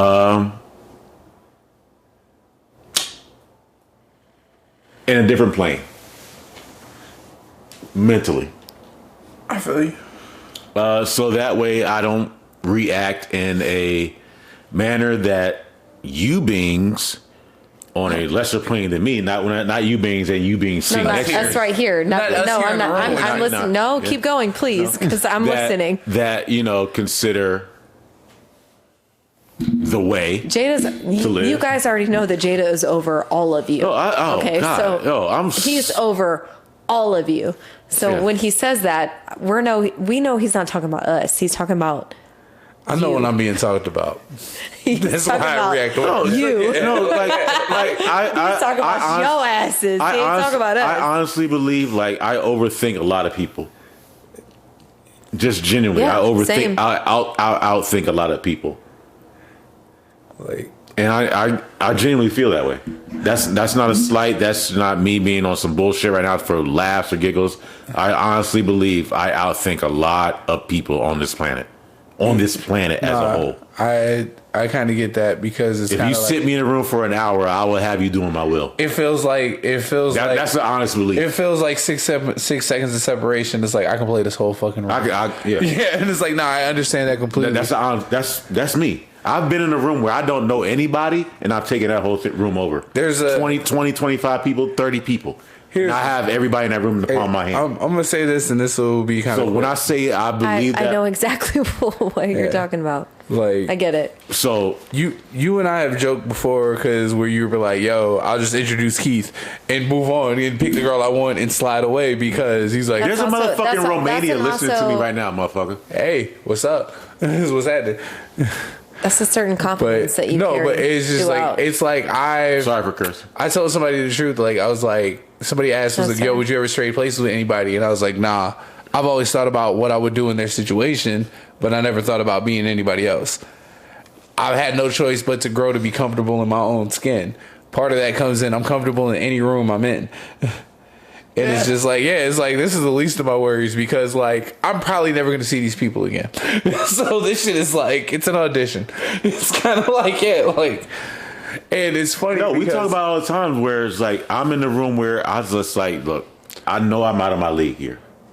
I'm not supposed to be in this I'm not supposed to be standing right here. But since I'm here, I talk about this.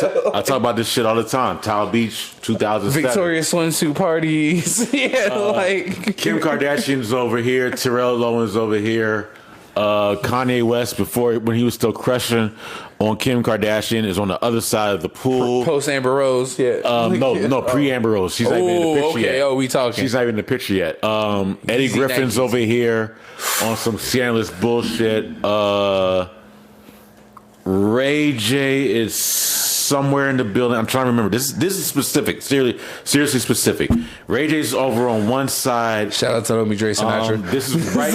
This is Kim right. had like 3 people in the building. This is Nick Cannon was still there at the time. Yep, Nick Cannon was in the building. Reggie Bush was out there. Reggie Bush was still out there. Like I said, Kim had all the babies. I don't want to start dropping Kim had all the little babies in there. Shout out to her, bitch. Bam. It was a wild time. Shit, girl. I remember. I love me some Kardashians. One afternoon. Get your shit, This is all in one day. Because I'm gonna tell you something. This is the truth. In that time frame, there was multiple tiers of girls. This is not a lie, folks. No, this is not a lie. There was multiple tiers of girls. You had your tier ones who we named some of the big names. Tier 2, tier 3, tier 4. Tiers 4 through 6 were still fucking fly. It was like, okay. This is 2007. I love me a just Mr. Ball player. Towel Beach. Yo, come here. Towel Beach has just opened up. I wasn't here yet. All right.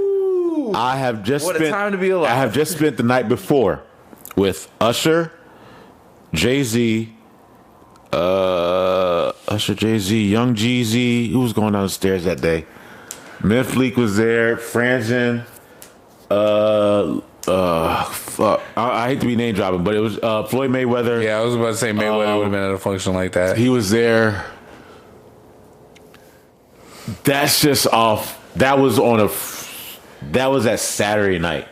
That Sunday was the Kanye West, and I'm just sitting here like, and I'm sitting here having a conversation with Raskas about the phrase. Shout out to Raskas. Legendary. What song did he have? We were talking about some dumb shit, and like it was the title of his song, and it's a phrase that we all use even to this day. And I was just like, yo, he's like, that's the title of my damn song. I was just talking about this. And I was just like, and I'm just sitting here having a one-on-one conversation. I'm just like, I'm not supposed to be doing this right now. Yeah. That's how I felt talking with Nas in the bathroom. With that being said, after being there tonight, DMX film Get At Me Dog in the tunnel. So many hip-hop moments. So, yeah, come fuck with me. Is what I'm trying to say at the end of the day. It's like I'm not on some bullshit. Like I know how to hold a captive audience. I know how to bring not a captive audience, but like I know how to talk to people and not feel like I'm above them. Like there's some things you just can't talk to me about. I was like, I'll be above certain situations. Yeah, like certain situations, like I just won't deal with. Like until I choose to deal with. When I hear some of the shit that you're going through and that your bestie is going through. and that falls onto you, and it's like, you do realize you're choosing to go through that. You're choosing to go through that.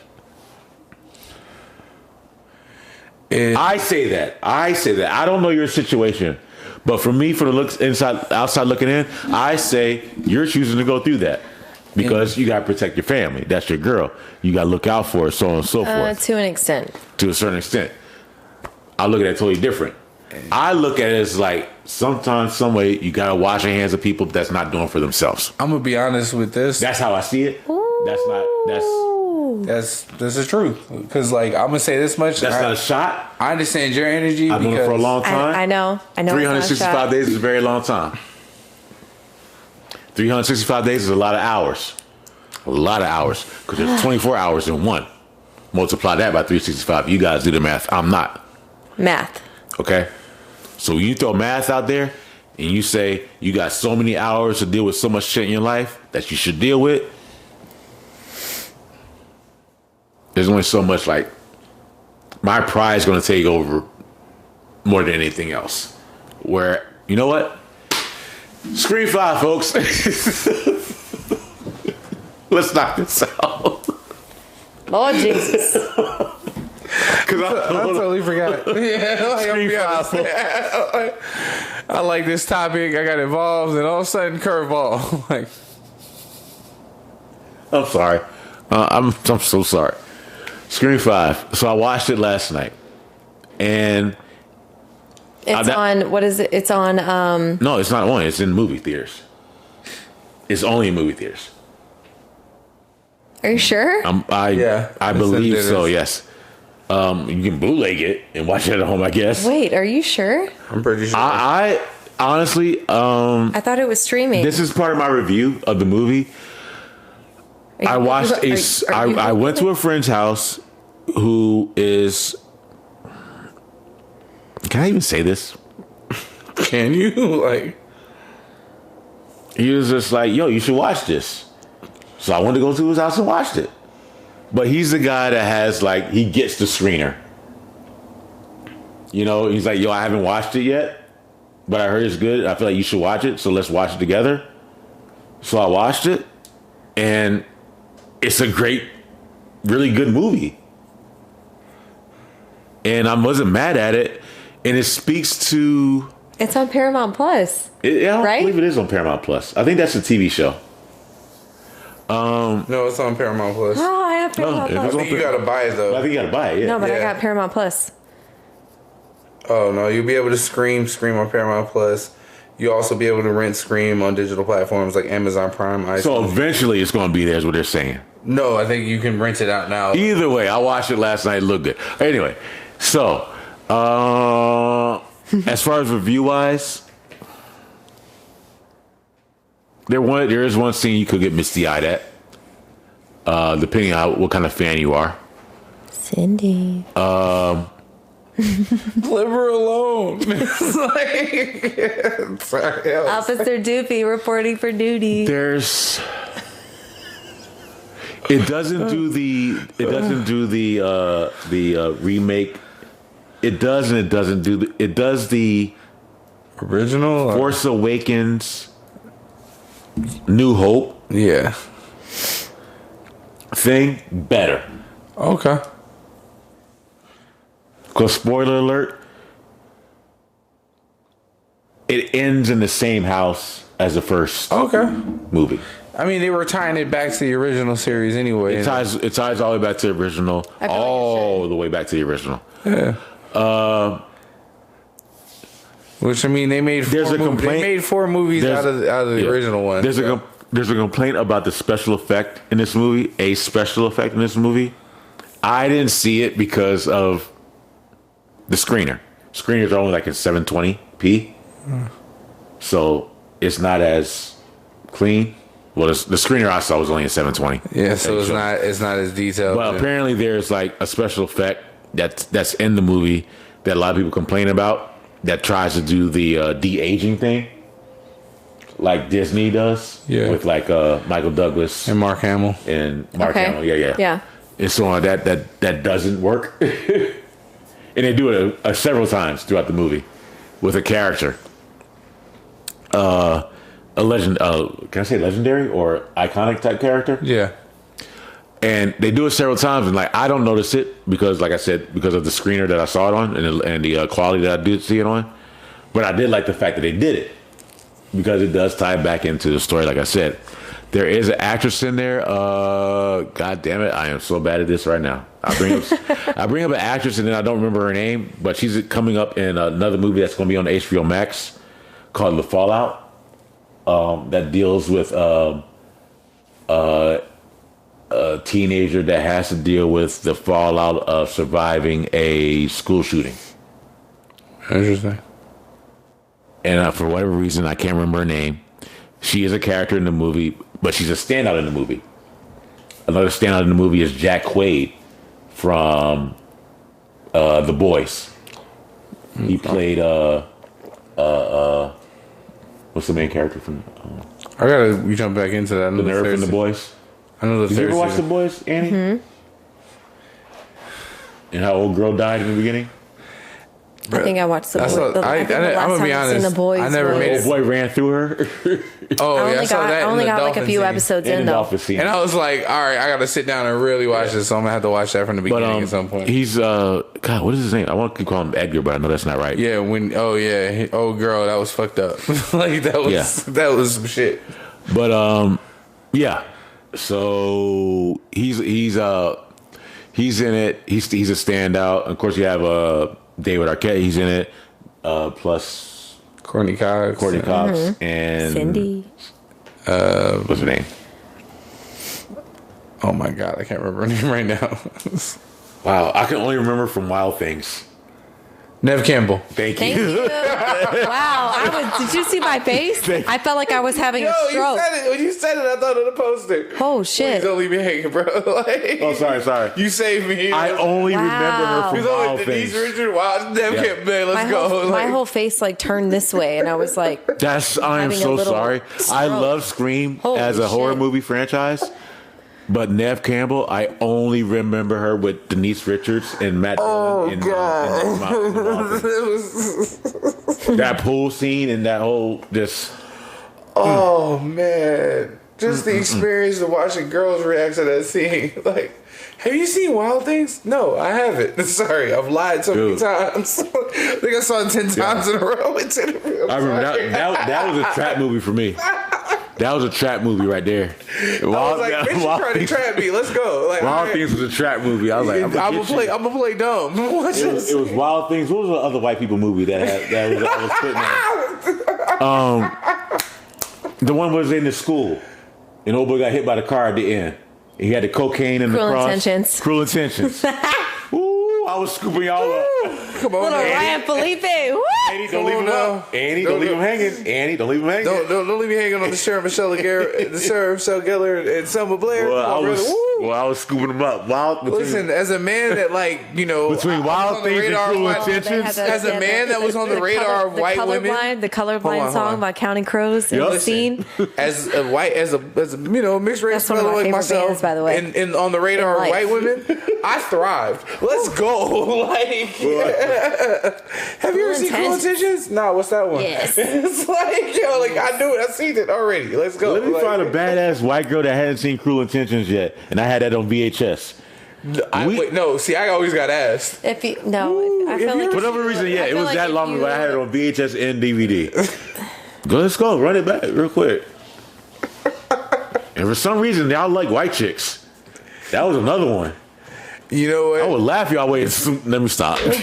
You know what? Honestly, I'm laughing because I got some of that one. It's because I broke a Terry Crews scene when he started singing the song, and I was just like, "Fuck!" And I lost it. I know that's toxic as fuck. Yes. I know that's bad, and I know we shouldn't talk about those are the stuff like that. Those are the same girls that make you watch Saving the Last Dance. Like, let's go.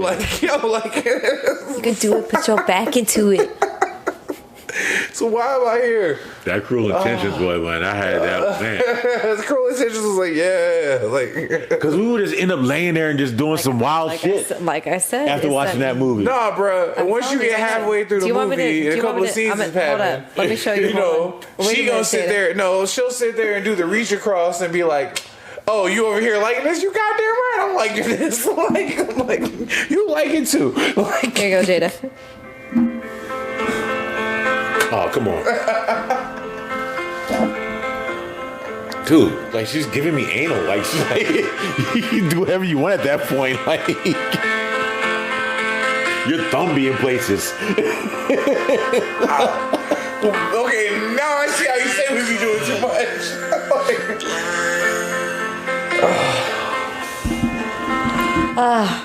Exactly, right? Listen. Shout out to the ones this that... is dead ass one. That Counting Crows is one of my favorite bands of all time. Shout That out was to one of the my girls I mom's watched favorite that bands with of all that- time. I've probably seen Counting Crows live in concert more than I have seen any other band. I have And a it wasn't just I have this a dirtbag song, confession. but this song was There were three movies. There was this song I was a dirtbag to.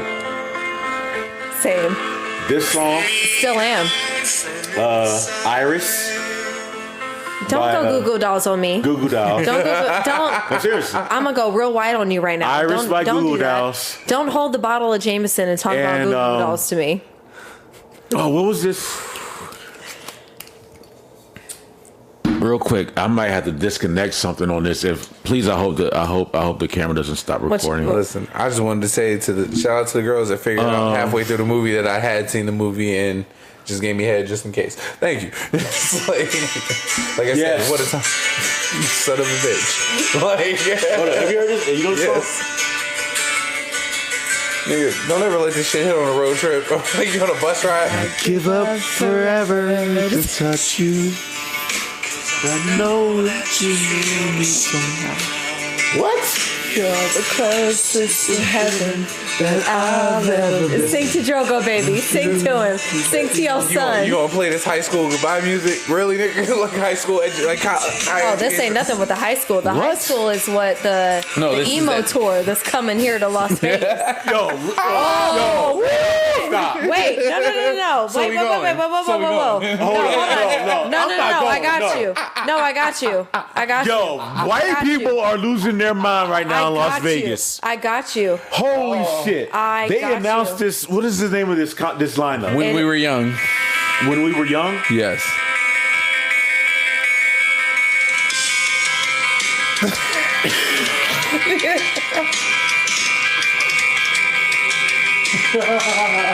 Oh, we're in this. We are in this. We are in this. Damn. When I saw Avril Lavigne, AFI, My Chemical Romance. I was like, yeah. Jimmy Eat World. Bruh, I'm sorry. Yo. No, I already saw the lineup and how it's scheduled. Oh my God. I gotta make a choice between. Oh man.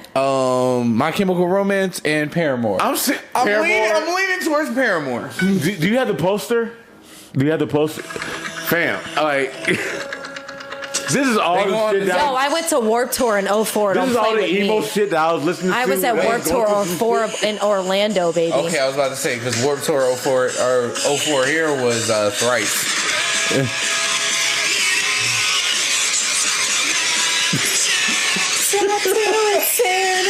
So as you see,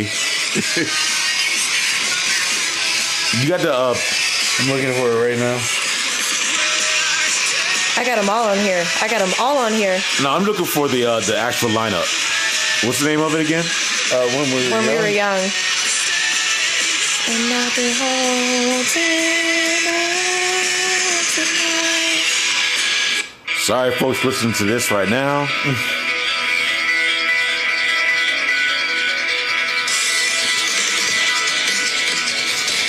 You got it yet? I'm going through IG. Well, not IG. Just go to Google. Because I saw it on IG. That's what I'm saying.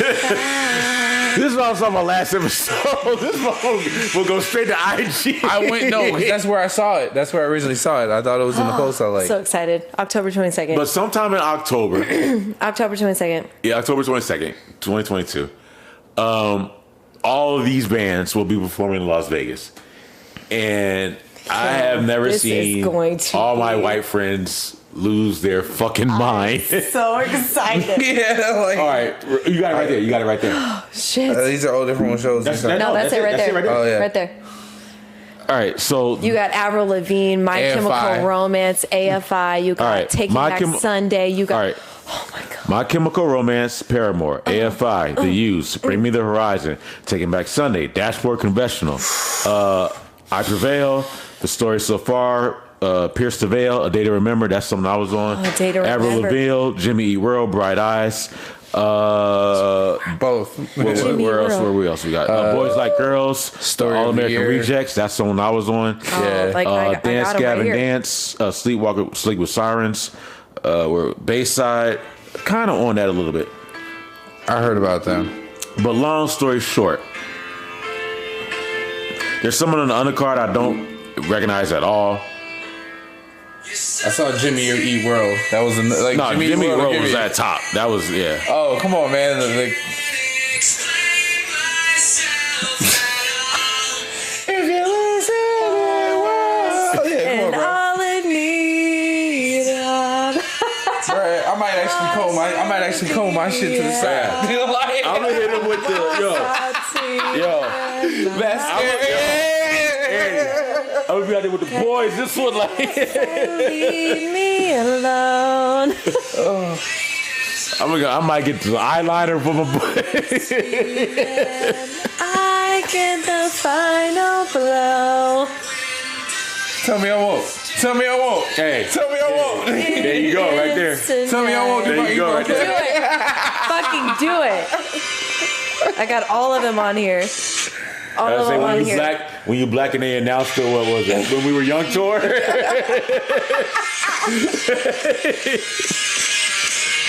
You think I'm not gonna Oh, be I in know the Jada knows the building? Like, Huh? yellow card. Dude, the yellow card's on there, are they? I was in earlier. Are they on there? Yellow No, card's they're not on on there. No. Oh my that God, I shit? wish they fucking No. were. Listen, play But- till the day I die. My story of the year. Don't worry about where the fuck I'm at in life. But like I was saying, Scream 5. Yeah, we talked about that. Yeah. Oh my God, I'm so excited. There's something about the movie towards the end that happens, and climactically, that makes me say, oh, this is how the Matrix Resolution should have did it, or Matrix Resurrection should have did it. Where they're kind of saying like a fuck you, where it's just like, why did you make us do this? But they do it better. Can I say that? Yeah. Whereas it's not so in your face, like it was in the beginning of the Matrix movie when they're doing that whole Warner Brothers thing and they're talking about the studio and blah blah blah blah. Have you seen the movie? Or am I just talking on my ass? Well, Matrix? But both of y'all on your phone, I'm trying to talk shit. No, I'm listening. Sorry, I'm still looking up stuff. Okay. Sorry, blocking the scammer. But you know what I'm talking about, right? Have you anyone you seen it? No. The Matrix or Resolutions. yeah, No, I've never seen any the of new the. ones. I saw the new one. The new one. I told you I've never seen yeah. any of the Resurrection, excuse me, not Matrix. Yeah, I Resurrection. saw it, and it was just kind of like, But you know the scene I'm talking about where he's saying like we're doing this for the studio, yeah, so on and so forth. All right, they we do talk about something. the game, but They it was- do something like that similar to and towards the end of Scream, but this one is more like, yo, stop fucking with the older generation because we're gonna fucking spank you kids if you keep fucking with us. I like that. Like you, Leave our shit alone. like you guys keep fucking with us for clout, but this shit is real. You fucking with some real killers out here. Here we go. Fuck around and find out. Like we the real killers. No. The OGs are the real killers. Fuck around and find out. This is not a spoiler to the movie. No. It's- Fuck around and find out. It's not even a fuck around and find out. It's just like you're not bred for this. Yeah. You're just not bred for this. You're soft. Like, I can't be out debated by a nigga that never had to use the Dewey Decimal System. I It's said like this, you I can't tried to- beat me, I bro. tried- Everybody, I It's said, like, you can't. I said this The last Dewey week. Decimal. I said this last week about the Lil Wayne and Jay-Z debate. I'm not going to battle you if you have my lyrics tatted on your body. I'm better than you already. Some of your best What's verses. the battle? Some of your best verses came That's on a like going to mixtape Love joint that Album. on a beat that I already killed. My words, the shit I penned are on your body. But even to take it, like I said, motherfuckers wait to hear your freestyle on the shit that I already make. It's like, because So- your shit comes close, but it doesn't beat. As much as I was like Wayne, you make a move like that. Come on, what's the discussion for? You tattooed my lyric. You tattooed it. You tattooed my lyrics on your body. What's the discussion? It's like if a dude's trying. Yeah, I am better than you. You can't debate. You can't debate to me about LeBron if you actually wear Jordans. If you give me the box and I tattoo your name on my belly button for whatever reason, like a bitch. I'm thinking, how good is the box? Like That's a great idea. Like I'm saying, it's That's like, a great idea. If the box is so good that I tattoo your name, I think over my. I think I should make that happen. Yeah, who's the winner here? Me. Exactly. If I get a belly, So I can't challenge you about how good my dick is, can I? The dick is got. Stop, real quick. I can't challenge you, can I? What do you mean? Why not? I have your name tattooed. You and I, or not you and I. Well, someone. I get what you're saying. Yeah, have had go sex. with it. Don't do that. Yeah. But go with it. And I've chosen to now tattoo your name over my private part. Got it. I can't say my dick is better than your box. You can. Why not? Well, how? I did the tattoo work. No, you getting the tattoo is showing your dedication to said box. Yeah. It has nothing to do with. So I don't feel like that has anything to do with your maybe motion my in the outlook is ocean. wrong. Maybe my outlook It might be a wrong. different perspective. It's like I'm gonna make him do it. that's like The same way. That's what I'm saying. Wow. I'm sorry, man. That was just look. Okay. he gonna take her last. He gonna take her last name. Okay, take her last name. Okay, let's look at it like this. Wow, King Baby. Oh man. Oh shit. Ben King Baby. Come on, man. Don't do that dude like that.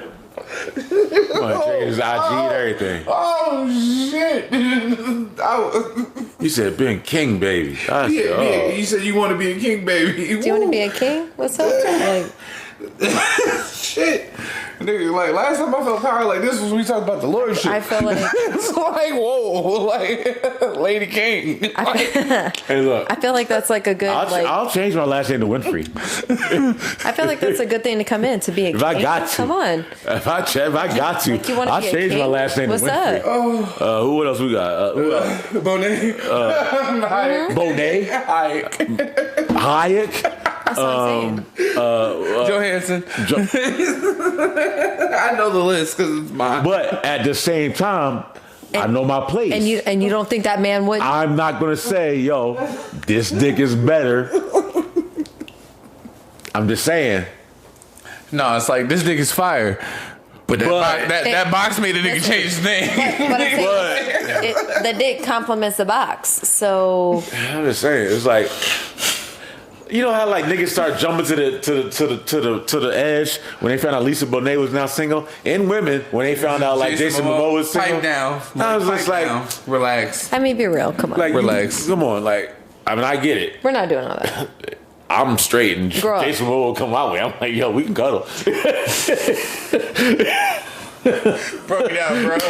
You better call me. It's just like, You better call me. Why would he call you? It's not. He don't need like what was that movie that No, you better call me. he did with Sylvester Stallone when he was a killer, the bad guy? Oh, the joint in New Orleans. Yeah. I don't remember it, but I remember the fight with the axes. Yeah, we watched it. I ain't never felt like less of a man in my life. I was like, yo, you was a macho ass dude in that. Yeah, like goddamn. I get it. I was like, Somebody better call me. I see what Lisa sees in you, Yeah. sir. Like, I even love that they were showing that Betty White clip when they showed him, and she was like, "You all right? I'll be better in a minute." Like, Somebody better call me. I'll be a little spoon for a second. Somebody better call me. sometimes you gotta learn That's all I'm comfort. saying. listen, I know alpha when I see it. It's like if Tom Hardy walk in the room, I might shut the fuck up. Don't worry about me. I'm fine. No, Tom Hardy not so much because I'm even gonna say you would not even feel like you would feel like an alpha with Tom Hardy in the room. Being 5', 6'7". Yeah, but I feel like he's got a presence that just makes me shut the fuck up. I can't. Cause no, if it's at me, always think about it like this. It's me and Tom Hardy at a fucking table, and a No chick offense, walks up. but it's I know Tom I'm Hardy. losing because it's Tom No Hardy, offense, bro. Yeah, I love it's you, Tom but Hardy. it's Tom Hardy. No, I'm like, bitch, pick Tom Hardy. Go stop that real way. quick. Stop real quick. You and I, we have both been in the room same time with Floyd Mayweather's in the room. I feel like that doesn't really That's not the count. same. I feel like that don't count. He can't not even the same. read. Why? Tom Hardy and Jason Momoa, same appeal and level. It's like Robin Thicke. Like certain motherfuckers walk in a room. You know what I mean? That's like, not even close to the person versus the man versus. It's like if you was with a black chick and Denzel walked in the room, or Idris Elba, you just take the L. I'm just trying to think of someone that we've all been in a room with before. Like we've all been in a room before. Like, this is a Las Vegas thing, folks. We've been in rooms with like Tay Diggs and like fucking Ray J. I love him. We've all been in a room with Ray J before. Yeah. Did you feel threatened by Ray J being in the room? No. Nah. Not even I felt threatened. And no disrespect to Ray J, no disrespect to Tom Hardy. I don't feel because you're tall. And Keith, I feel as though I wouldn't feel disrespect. I wouldn't feel threatened with Tom Hardy in the room with me. If Leo was in the room with me, now I feel you're done. And I've had that. You're done. I left. You should have left. I left. I had that, and it was just kind of like, and even like I had like the 9 interaction, and it was just kind of like, it was not so much about me feeling out of my league, and it's like, it's me having a moment. That nigga's cool. Like it's like succumbing to the moment. I'd be the same way if I met Magic Johnson. He's my favorite ball player of all time. Never met him. If I met him, I'm going to be a little bit more reserved. Like, oh shit.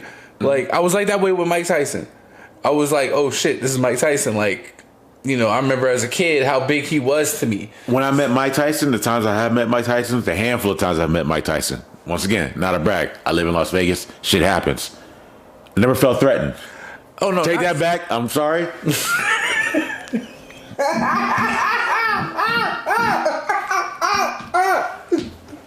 A true Mike Tyson situation. Wait a minute.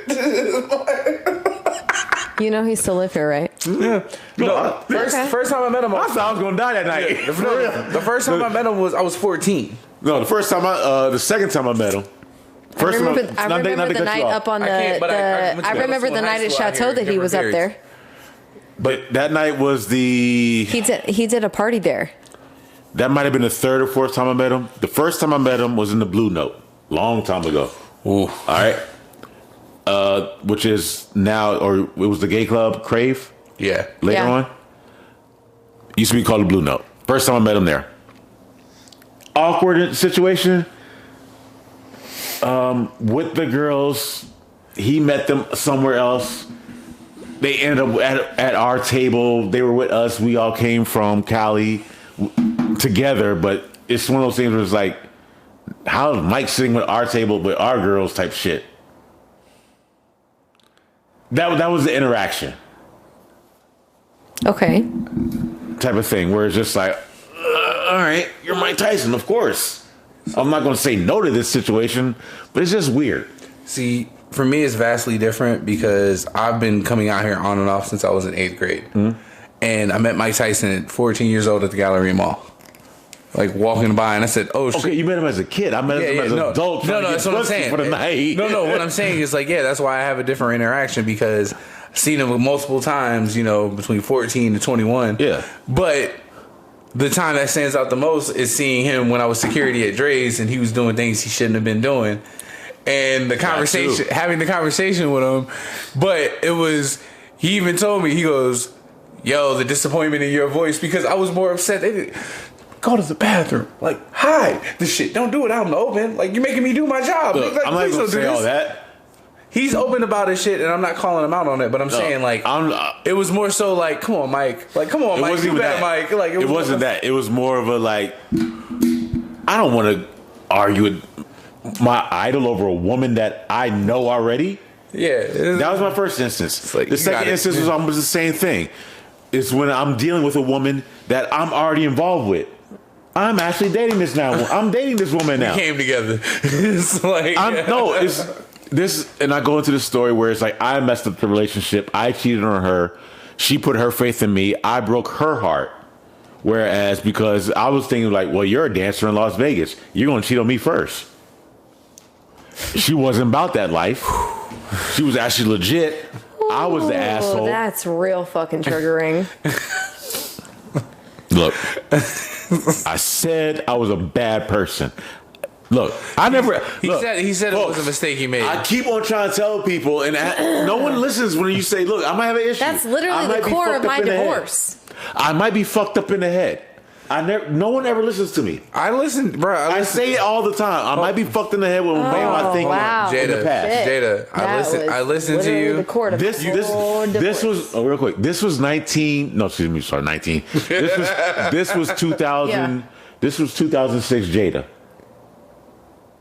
Just moving to Las Vegas, still fucked up in the head, just fresh out the military, just got done dancing, shaking his ass for $1 or $2 over on the second floor of OG's, whatever, dancing, bartending shirtless over in the gay clubs, over in this Fruit Loop. Oh, they're called the Fruit Loop. Yes. That's actually what it's called. Okay, for what it was called back in the day. So this is the Jada that you're talking about. Fresh out the military, and you support LGBTQ plus. Look, I'm just calling the name. I don't like. I hear I heard a joke told by some gay men the other day. I was just like, yo, you better not ever say nothing about Kanye West. Well, I mean, not Kanye West, but Dave Chappelle. I don't know if it was racist, homophobic, transphobic, but I've never seen all the above. Yo, how you check off every box in one joke? And then have the nerve to say Dave Chappelle can't say shit. Nah, not with that joke. And I can't even repeat it. Cause I know Was it a good joke though? Oh, I laughed my ass off. I was so uncomfortable laughing. And so basically, it's like, how did you? And you know what? How do you want to be a part of this? Because it was at work. Once again, all my great shit happens at work. It was a gay man with a whole of his gay friends. Because there was, for whatever reason, I think there might have been a convention in town. I know that sounds so bad. A gay convention. There's a gay convention. I know that sounds so bad. Either way, a group of buddies. But we had a day at work where it was just like, wow, we have a lot of gay guests coming in. Mm-hmm. Like, clearly, gay men. 100% just gay men just coming through. Cards are clearing. Let's go. And they're badass female friends. Yes, baby. And I was there for it. Mm-hmm. So I didn't mind that. You should be. But you got a room full of men that'll big you up because he seems cool. He's got a cool energy. I don't mind getting hit on. There's that too. I don't. Look. You can get hit As on. You shouldn't. You are in a great zone because you're in between getting hit on, which boosts confidence, and not being cock blocked by any chick you talk to. That's a great build. We're going way over. We're like 3.5 hours almost. This is real talk. My favorite compliment from a gay man. Oh, look at you. Oh. I like. Oh, okay. Well, look at you. Because that means I've now impressed you. Or you thought me in a certain way, but now in the end, I've still impressed you. Or, it's my first time seeing you. Well, look at you. Well, look at you.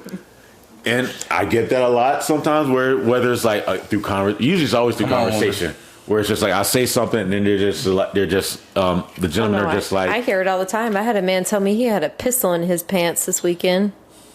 Well, like I said, this goes back to the whole conversation about people thinking a certain way of you. I have this impression that a lot of people think I'm homophobic, and I don't, and I'm just like. Said I'll make love to you. Like that, like I would drop the F-bomb, the other F-bomb. The F-bomb, or the other one, I don't know what it's called, towards a person of the LGBTQ community, which is the complete opposite. I'm one of those people now who's like, when I hear it, I'm just like, damn, can you say that? See, I get No, you can't. I always get that. Don't say that. I always get when I hear gay men say it, because when I hear gay men say the F word, I'm just like, and I feel like when white people hear black people say the N word, just now I get it. Is that the same? Like when a black person says the N word as a I'm using gay the comparison. Person says the F when I hear a gay, and I'm not trying to be offensive, dead ass. I'm really not trying. I'm just asking. Is that? I don't feel like it is comparable. When I hear a gay person say the F word, I'm like, ugh. Is it comparable to a black person saying the N word? So I can kind of understand when I say a black person, when they kind of feel uncomfortable when they hear a black person say the N word. Case in point. Yeah. I'm not pointing fingers. I'm not saying no, but you can feel the awkwardness. I got the perfect example. So I always mention professional wrestling on the company AEW. There's a performer, Anthony Bowens, that is gay, and during a live show, somebody screamed out "F-bomb," and what I love about it is that the whole community of fans was like, nah, yo, get them out of here with this bullshit. And kind of like, because it's a very, inclusive company. That isn't something like, even, the material that they talk about, they try not to do anything derogatory on purpose. So it's just kind of like you said, somebody dropping the F-bomb now in the wrong situation. Mm-hmm. When a gay dude does it, I kind of got to fall back and see how it goes, because I've seen it to where they've done it and it's been fucking hilarious. And I just feel like that's such an aggressive. I laugh. Such an aggressive word. Yeah, like I laugh when I hear my gay friends say it to a straight person that's clearly straight. That's funny, I but can't even tell you the last time I've heard that word. Or when they see it, or if they see another gay person and that's their response. Like, look, that's the funniest shit on the planet. The last person I've heard that from was from a straight person. What? That word. And that's where it's like you automatically know it's wrong. And it's been years, like years. I don't think I've heard that word in. So, like, I had a table once that was a gay person, straight person. Like, I had a table that was two guys, and when I was walking them out at least twice a week. Yeah, I was walking them out. Yeah, I was walking them out to the valet. That's at work, disgusting. But at work. We're after because you're joking. And no, it's not a joke. That's disgusting. No. What I'm saying is, it's gay men. If gay men are saying it, I kind of I got to see where it goes. That's what I'm saying. Is like, I hear these things and I hear gay men talking about other gay men and their interaction. So only gay men can say it because they're gay and that's what they can say. Cool with that. But okay. as somebody a part of the community, can I say that with it not being offensive? I'm not going to do that because I don't feel comfortable. As a straight man, saying that's how you feel. Like that's what I'm saying. As a straight man, I'm not going to say it. Even as a person, a part of that community, I don't feel comfortable. It's in the same regard as if somebody said something about something regarding the Jewish community. I'm not going to speak on their behalf. I can't say what's offensive and not offensive to them. I wanted this to be the most lighthearted podcast we ever did today. No, but it's like, no, so they're talking about it. Wow, we went deep. But it's kind of like when I said I had a table and I walked these two gentlemen out, and while walking out through after hours, they saw these other two guys that were dancing more and like twirling around and stuff. And they said, what a F-bomb. And in that moment, I didn't know if I could laugh or not, because it was like, they said it. And I'm like, there's levels to gay. Like, and it's just, it's like, yeah, like. Remember I told you about my cousin? I don't like that. He's just like, I'm gay, it's but not for me to like, though. It's for me to accept that. Remember I told you about my cousin? He's like, I'm gay, but I'm not that gay because he chooses not to do this, partake in oral sex on other men. That's his call to make. And I'm just like, dude, I don't know the rules. Wait. I'm not a part of that. We discussed this. We already discussed this, Annie. We're not saying anything's wrong. We're saying that we're not going to his words, not anything. Mine. Yes, I'm gay, but I'm not gay. I don't have a horse in that race. Like, I don't really care how the dynamics. I'm not that part of that community. He says, live your life, figure it out, work it out, get through it. Like I said, I go to therapy. I look at everything from the outside, from the outside. I'm just like, so that's your rule. Look, man, I'm like Ben Kingsley. I'm trying to figure out how to get those monkeys LGBTQ bubble, and I'm just gonna stay in my own little gay bubble over here. Like, trust me, you ever been at a game night and watched and had a same sex couple fight? Like, I'm not breaking that up. That's y'all business. Like, I don't know which side to take. Because, like, I'm just kind of here. It's like I've seen two gay men fight, and then a woman jump in, and then all of a sudden I don't know who. You've been to my old apartment. My old apartment had a gay bar right there. I used to walk home, like when I'd be walking home and come across that, and it'd be domestics and be like, I literally walked through that parking lot. Like, that's y'all business. Like, so it's a gay dude versus a gay dude. Yeah, sounds like it's fair to me. If it was a straight dude versus a gay dude, I gotta ask questions because I gotta make sure it's not a hate crime.